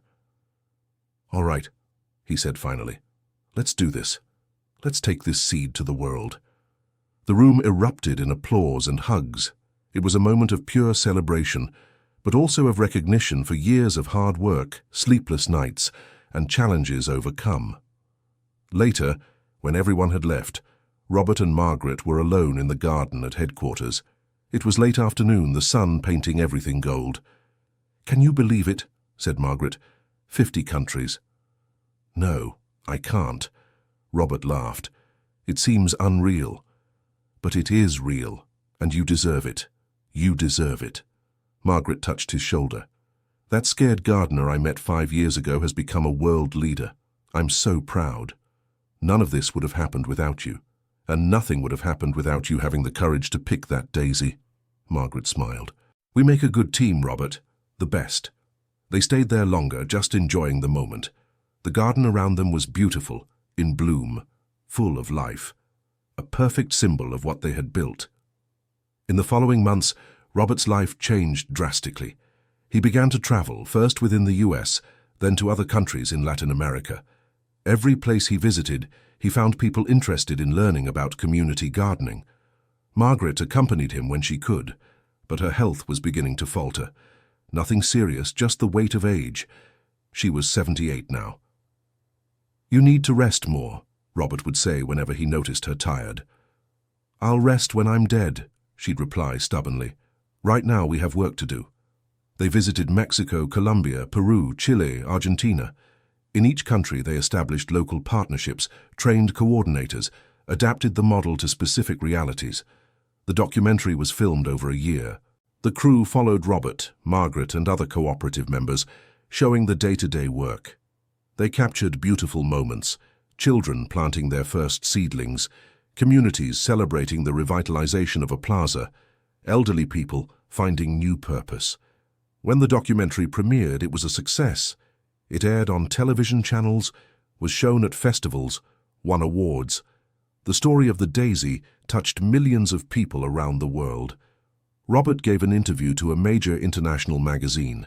The reporter asked, "Mr. Thompson, if you could go back in time to that day you were fired, what would you do differently?" Robert thought carefully. "Nothing. I wouldn't change a thing. Because every step, every difficulty, every tear brought me here. And I like where I am. I like what we've built. I like the person I've become." "So you're grateful for the firing?" "In a way, yes. It forced me to grow. It forced me to see possibilities I never would have seen if I'd stayed in my comfort zone." He smiled. But more than that, I'm grateful for the lady I found crying on that bench, because she saw value in me when I didn't, believed in me when I didn't believe, and gave me the chance to flourish. The article was published with a beautiful photo, Robert and Margaret in the park, surrounded by flowers, smiling. Martha cut out the article and put it on the living room wall, next to the clipping from the first report years ago. "My famous son," she said whenever someone visited, "and my daughter too." Jessica rolled her eyes but smiled. She was pregnant with her first child, a boy they decided to name Paul, in honor of the grandfather who taught Robert to love plants. Ashley had been promoted to executive director of the cooperative in Brazil, taking over operations while Robert traveled. She had a natural talent for management, solving complex problems with ease. "You're just like Grandma," Robert told her one day. "Strong, smart, efficient." "And you're just like Grandpa," Ashley replied. "Kind, hard-working, passionate about what you do." It was true. The family had created a legacy that went beyond any single person. It was something bigger, something that would last. 15 years after the dismissal, the Community Gardens Cooperative was present in 65 countries.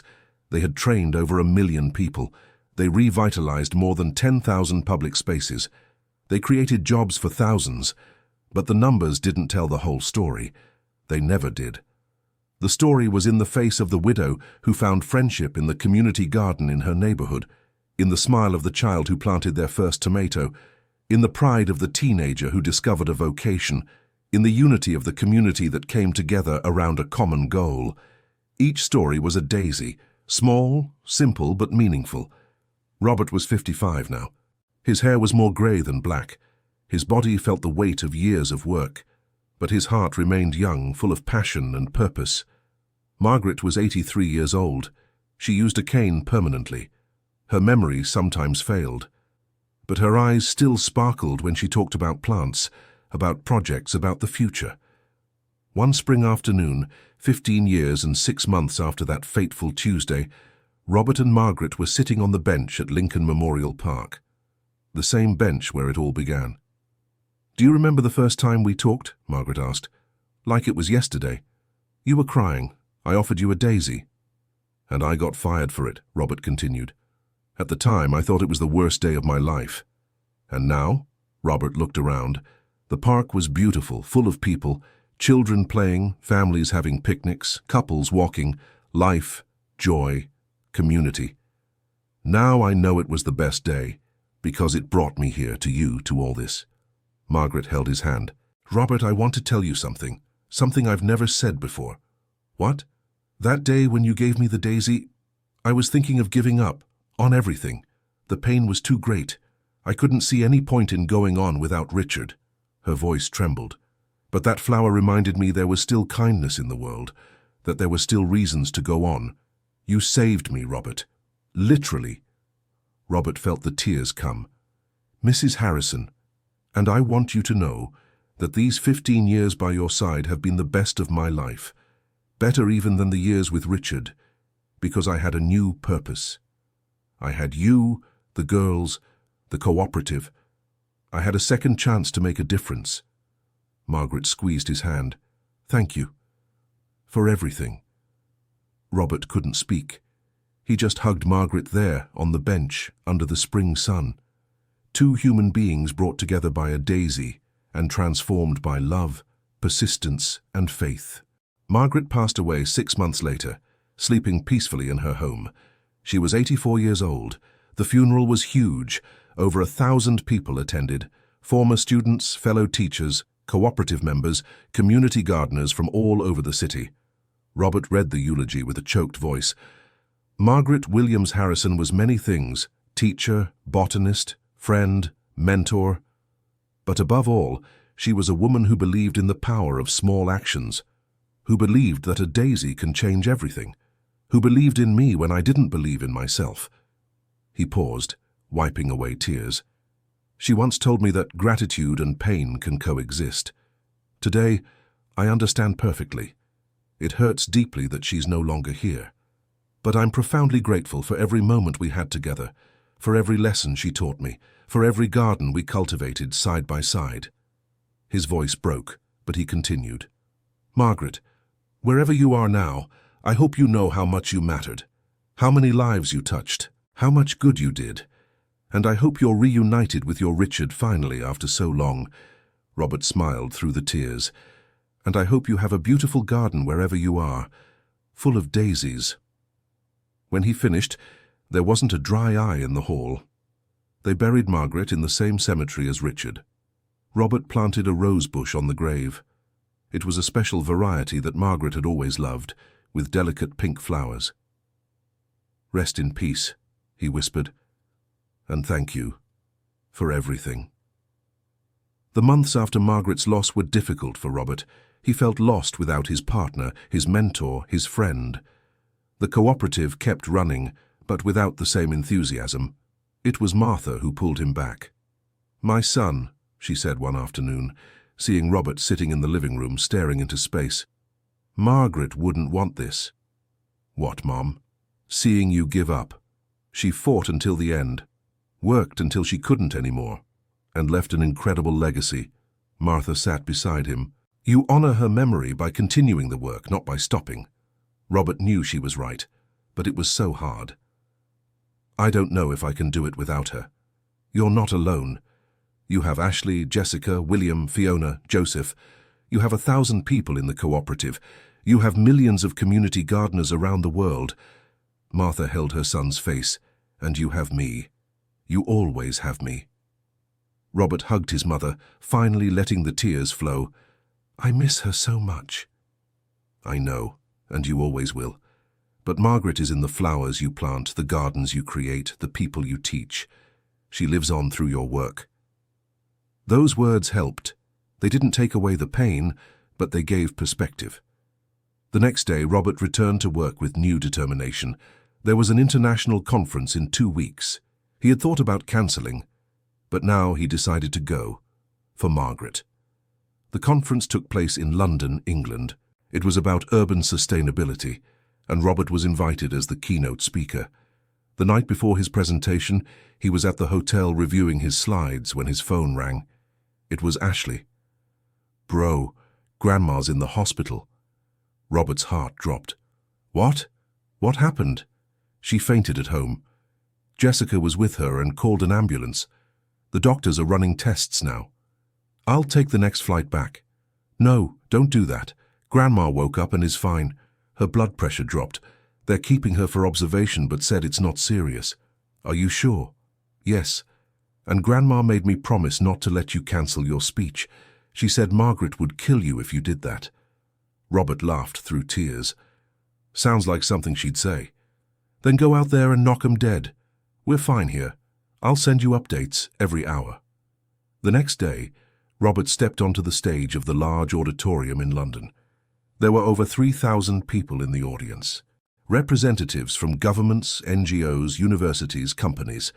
He began his talk by speaking about Margaret.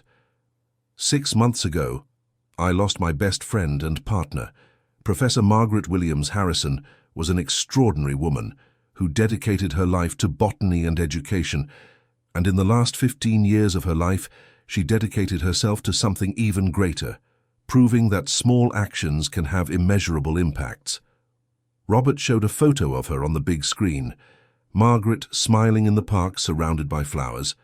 "This woman changed my life because of a daisy, and today I want to honor her memory by showing how that single flower multiplied into millions of transformative actions around the world."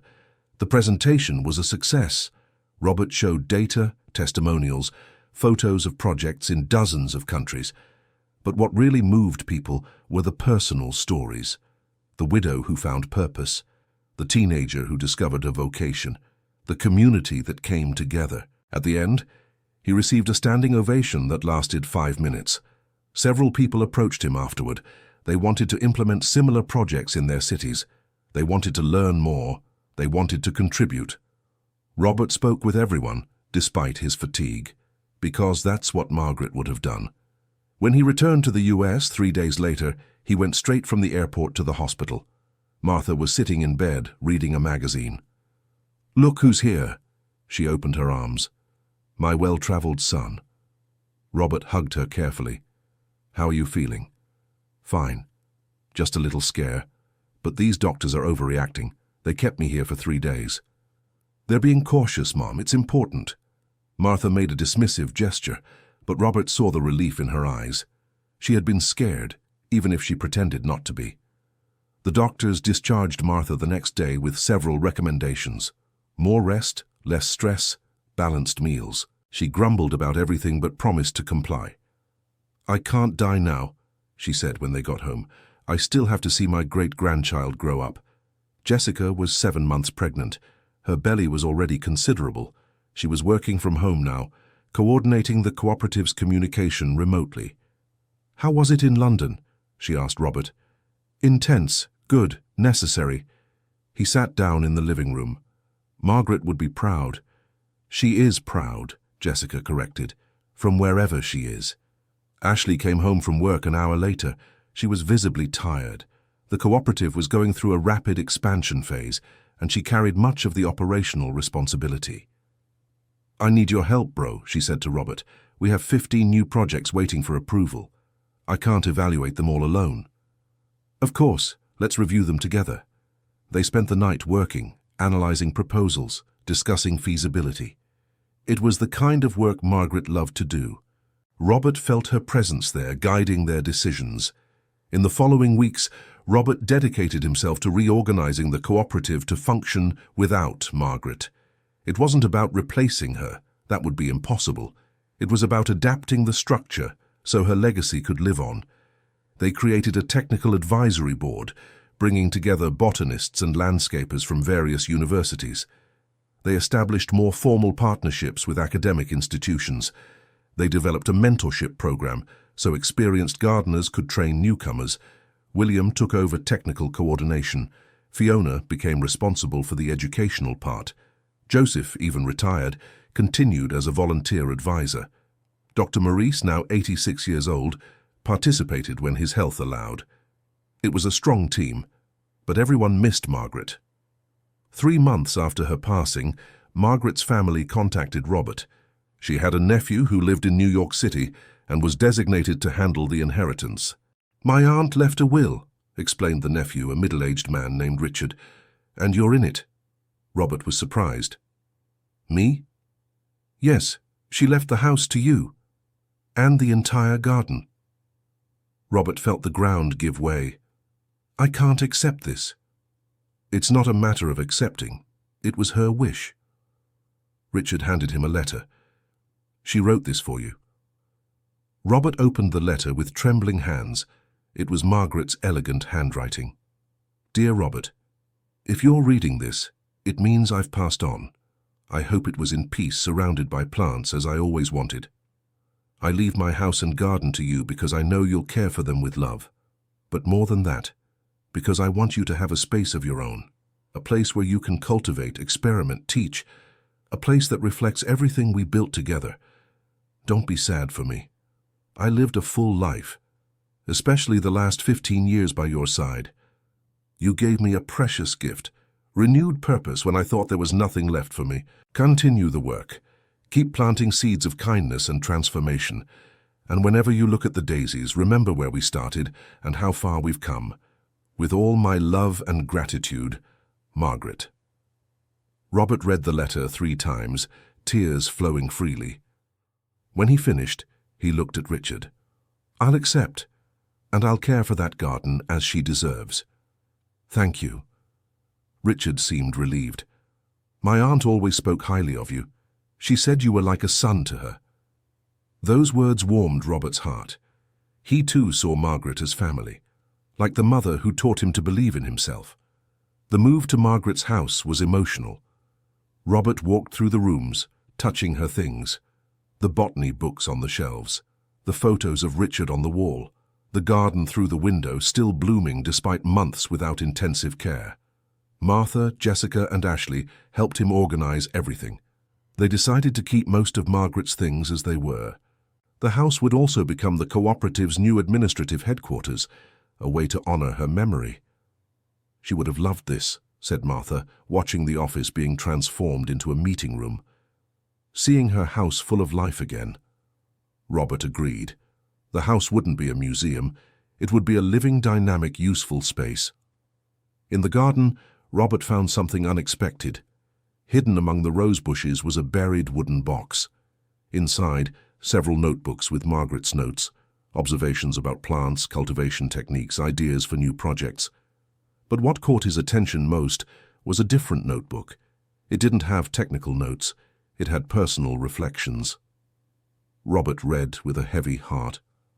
March 2020, 2 months after Richard left. The pain is unbearable. I don't know if I can go on. April 2020. That gardener gave me a daisy today. It was the first genuine act of kindness I've received in weeks. I cried more afterward, but they were different tears. Of gratitude, perhaps. May 2020. I discovered the gardener was fired because of me. I need to fix this. It's the least I can do. June 2020. Robert accepted working in my garden. There's something special about him. A rare kindness. A natural talent. I want to help him flourish. December 2020. We created the cooperative. I can't believe how much we've grown in such a short time. Richard would be so proud. I am. January 2025. Almost 5 years. Robert has become an incredible leader. The cooperative is in 50 countries. And it all started with a daisy, with a simple act of compassion. This shows kindness has a multiplying power. March 2025. My health is failing. I know it. But I'm not afraid. I lived fully. I loved deeply. First Richard, then this beautiful mission I built with Robert. I have no regrets. The last entry was from August, a few days before Margaret passed away. I don't know how much time I have left, but I want it recorded. Robert Henry Thompson is one of the most special human beings I've ever known. Kind, dedicated, humble. He changed my life as much as I changed his. And the world is better because he exists. I hope he knows that. I hope he never doubts his worth. If you're reading this, Robert, it means I'm gone. Don't be sad. Celebrate what we built. Keep planting. Keep caring. Keep being that light in the world. And thank you for everything. Robert closed the notebook and cried. He cried for the loss, for the longing, for the gratitude. He cried because Margaret was right. He had doubted his own worth so many times, but she had always believed. That night, Robert decided something. He would create a memorial fund in Margaret's name, a fund that would provide scholarships for low-income youth to study botany, landscaping, and related fields, a way to multiply her impact, to keep opening doors like she had opened for him. He spoke with the cooperatives board, and everyone loved the idea. Within 2 months, the Margaret Williams Harrison Fund was official. The first class of scholarship recipients would begin the following year. Meanwhile, life went on. Jessica gave birth to Paul in September, a healthy baby boy weighing 7 pounds with his father's dark eyes and the Thompson family nose. Robert held Martha's great-grandson in his arms and felt a deep emotion. It was the cycle of life. Margaret and Richard had departed, but Paul had arrived. End and beginning, forever intertwined. He'll grow up surrounded by plants, Robert told the baby, and he'll learn that kindness matters, that community matters, that every small action can make a difference. Paul gripped Robert's finger tightly, as if he understood and agreed. Martha, sitting in the chair beside them, watched with a smile. "You've become exactly the man I always knew you would be, Cor," she said. "Strong, kind, inspiring. I learned from you. You learned from many people. From me, from your father, from your grandparents, from Margaret." Martha stroked her great-grandson's head. "And now you'll teach this little one." The cycle continues. In the following months, Robert balanced multiple responsibilities. International trips to expand the cooperative, care for Margaret's garden, which had become a training and experimentation space, time with family, work developing the memorial fund. It was a lot, but it was rewarding. One afternoon, Robert was pruning the rose bushes in the garden when he received a call from an unknown number. "Hello? Mr. Thompson? I'm Patricia Wilson from the Department of Environmental Protection." "Yes, hello. How can I help you? The secretary would like to meet with you. We have a proposal." 3 days later, Robert was in Washington, D.C., sitting in an elegant office at the department. The secretary, a tall man with graying hair, came straight to the point. "Mr. Thompson, we're impressed with the work of the Community Gardens Cooperative, and we'd like to propose a federal partnership." "Partnership?" "Yes. We want to implement a national program based on your model. Community gardens in 1,000 American cities, with federal funding, technical support, all coordinated by your cooperative." Robert blinked, processing. 1,000 cities? That's right. It would be the country's largest public space revitalization program, and we believe you're the only ones with the expertise and credibility to execute it. It was enormous, bigger than anything they'd done before. "I need to speak with my team," Robert said. "Of course, but we'd like an answer within 2 weeks. The budget is approved and we want to start next semester." Robert returned to Pittsburgh with his mind racing. He immediately gathered the cooperative's board. 1,000 cities, William repeated, incredulous. "That's a lot." "It is a lot," Ashley agreed. "We'll need to hire, train, structure, grow exponentially." "Can we do this?" Fiona asked. Everyone looked at Robert. He thought of Margaret. What would she say? "She'd say to accept," he murmured, "to never turn down an opportunity to do good." "So we accept?" Ashley had her pen ready to take notes. Robert looked around the table. Tired but hopeful faces, dedicated people who had built all this with him. "We accept, but we do it right. Planned, sustainable growth. We can't compromise quality for quantity." "I agree," William said. "We'll need at least 6 months of preparation before starting implementation." "So that's what we'll propose to the minister," Robert decided.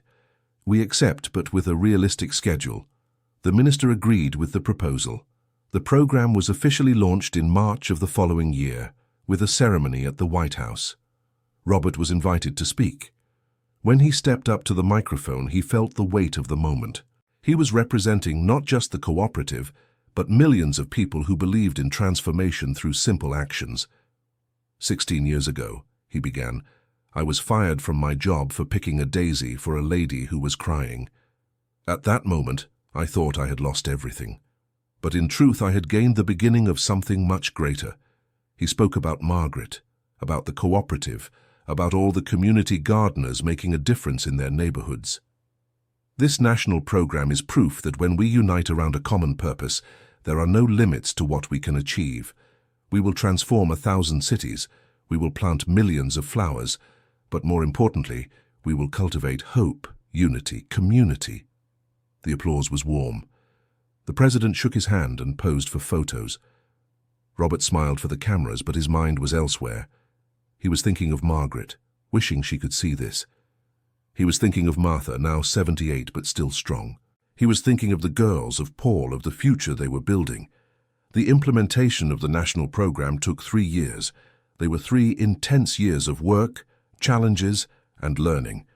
But in the end, they had a presence in 1,200 Brazilian cities, even more than the original goal. The impact was transformative. Millions of people participated in the trainings. Tens of thousands of public spaces were revitalized. Entire communities changed their relationship with urban space, and the personal stories kept coming. Every week, Robert received letters, emails, messages from people thanking him, saying how the program had changed their lives. One letter in particular touched him deeply. It was from a 70-year-old woman named Mary. "Mr. Robert, I don't know if this letter will reach you, but I need to try. My husband passed away 3 years ago. Since then, I saw no point in continuing. I spent my days at home alone waiting for my time to end. But one day a neighbor invited me to participate in our neighborhood's community garden. I refused several times. I didn't want to go out. I didn't want to meet new people. I didn't want anything. But she insisted.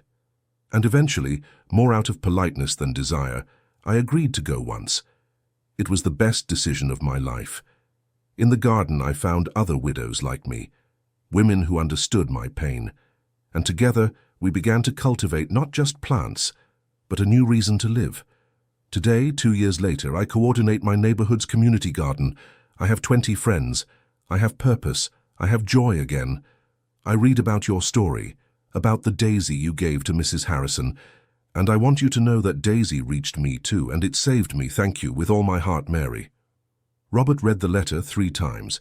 Then he stored it in a special folder where he kept the most meaningful messages. There were hundreds now, each one representing a life touched, a story transformed. He thought of Margaret, how she would say these stories were the true success. Not the awards, not the fame, not the numbers, the people. 20 years after that dismissal, Robert was 62. Martha had passed away 2 years before, sleeping peacefully at 81. It was a painful loss, but also a peaceful farewell. She lived to see the national program implemented, to see Paul growing strong and healthy, to see her children fulfilled. Jessica was 41 now, with 3 children. Paul, the eldest, was 6 years old and already showing interest in plants. Melissa was 4 years old and a natural artist. Lucas, the youngest, was just 1 year old. Ashley was 40 years old and the CEO of the cooperative, which now had international organization status. She never married, completely dedicated to her work, but she was happy, fulfilled, respected. William and Fiona had 4 children, all involved in some way with sustainability. Joseph had passed away at 83, still volunteering until the end. Dr. Morris had also passed on at 91, leaving an impressive academic legacy. Robert continued leading the cooperative, but in a different way now. Less operational, more strategic. He was the public face, the ambassador, the guardian of the vision. And he continued to tend to Margaret's garden. Every Sunday, without fail, he spent the day there, pruning, planting, watering. It was his way of meditating, reconnecting, remembering why he did all of that. One Sunday afternoon, 20 years and 3 months after that fateful Tuesday, Robert was in the garden when he heard the doorbell. It was a young woman, perhaps 25, with a baby in her arms. "Mr. Thompson?" she asked shyly. "Yes. Can I help you?" "My name is Anna.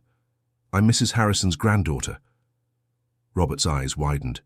He didn't know Margaret had grandchildren. "Please come in," Anna explained as they had coffee in the kitchen. She was the daughter of a niece of Margaret's who lived in the countryside. They had little contact, seeing each other only on special occasions. "But my mother always told stories about Aunt Margaret," said Anna, "about the incredible work she did, and about you. Your grandmother was a special person." "She was. And I just came to thank you." Anna adjusted the baby in her lap. "I studied biology because of the stories about her, and now I work in environmental conservation. She inspired me even though she's no longer here." Robert felt his eyes well up. She would be so happy to know that. "And I wanted you to meet my daughter." Anna looked at the baby. "Her name is Margaret, in her honor." Robert held out his arms. Anna handed the baby to him. Little Margaret had bright brown eyes and a tuft of dark hair. "Hello, Margaret," whispered Robert. "You have a very special name, from the most incredible woman I ever knew." The baby grabbed his finger, exactly as Paul had done years ago.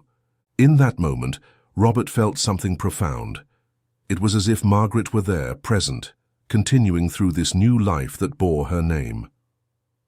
Anna visited a few times after that. She brought little Margaret to see the garden.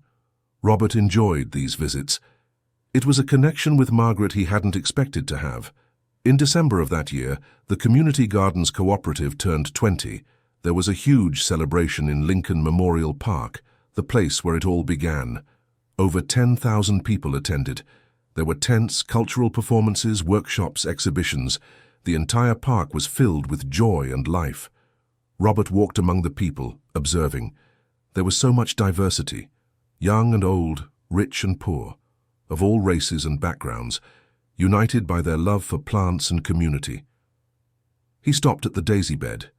It was still there, blooming abundantly, 20 years later. "They're beautiful, aren't they?" Robert turned and saw a boy, maybe 8 years old. "Yes, they are," he agreed. "Do you like flowers?" "I do. My grandma teaches me how to take care of them. She works in the community garden in our neighborhood." "That's cool. And do you help her?"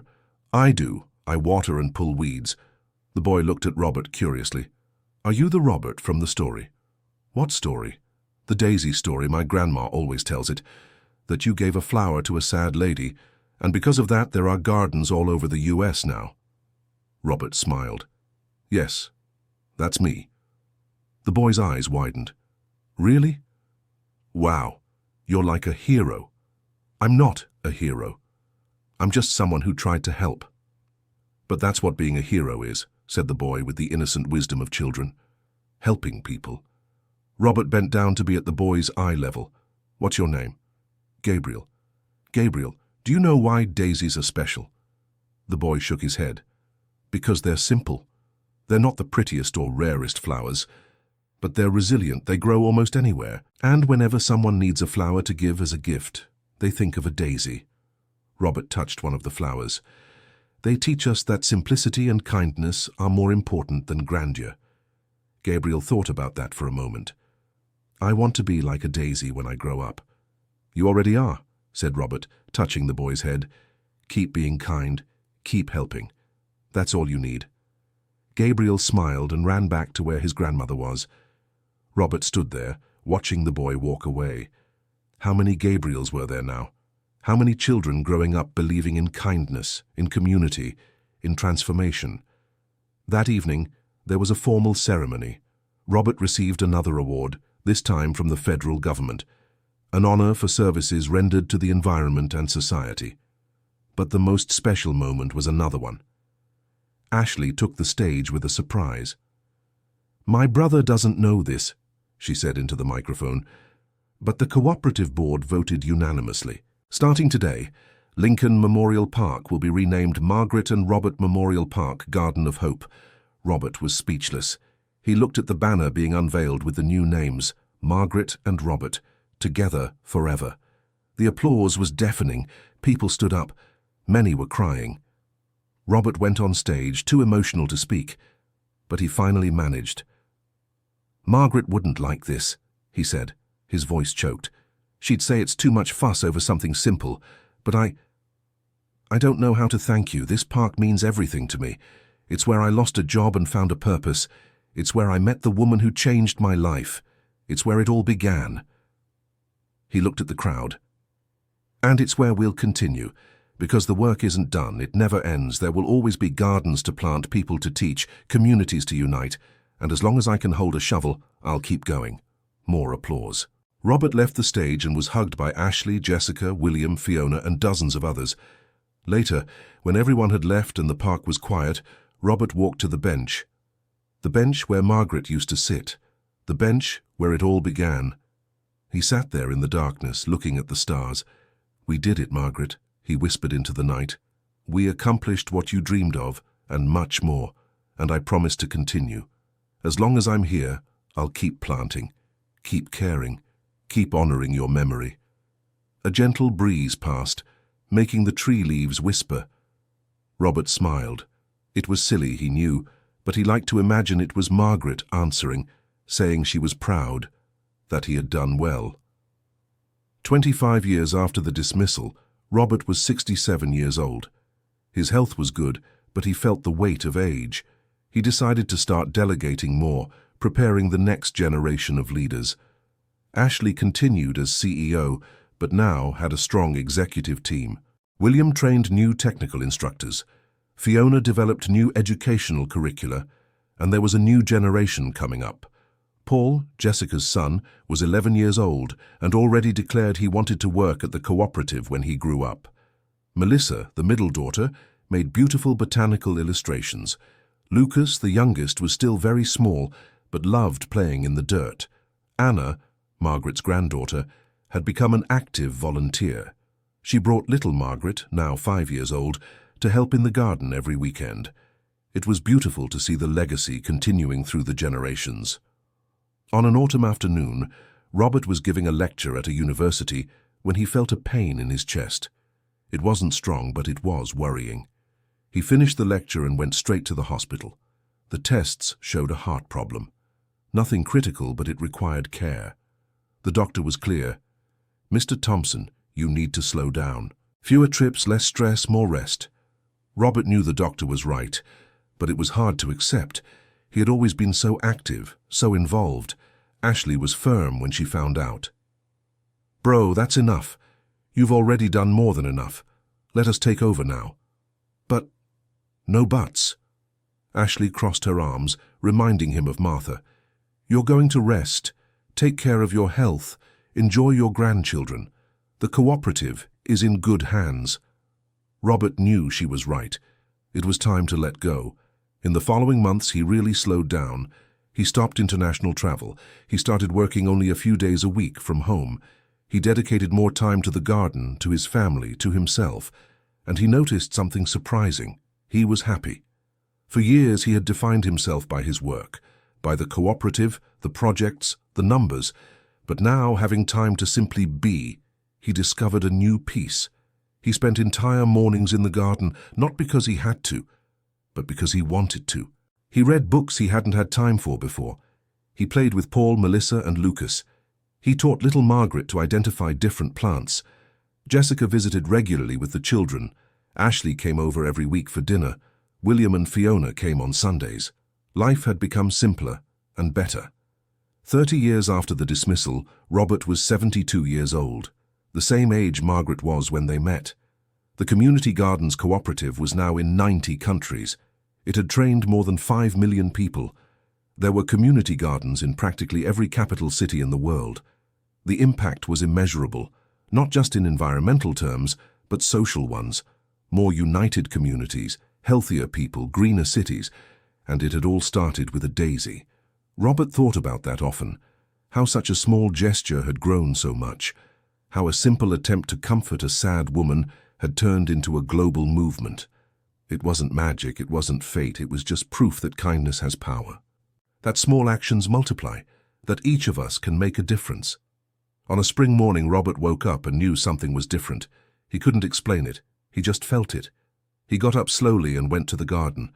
The sun was rising, painting everything gold. The daisies swayed gently in the breeze. The rose bushes were in bloom. The yellow trumpet tree, now huge, was covered in yellow flowers. It was perfect. Robert sat on the bench he had placed there years ago, the same style as the bench in the park where he met Margaret. He closed his eyes, feeling the sun on his face. And for the first time in a long time, he didn't think about the future, the projects, the responsibilities.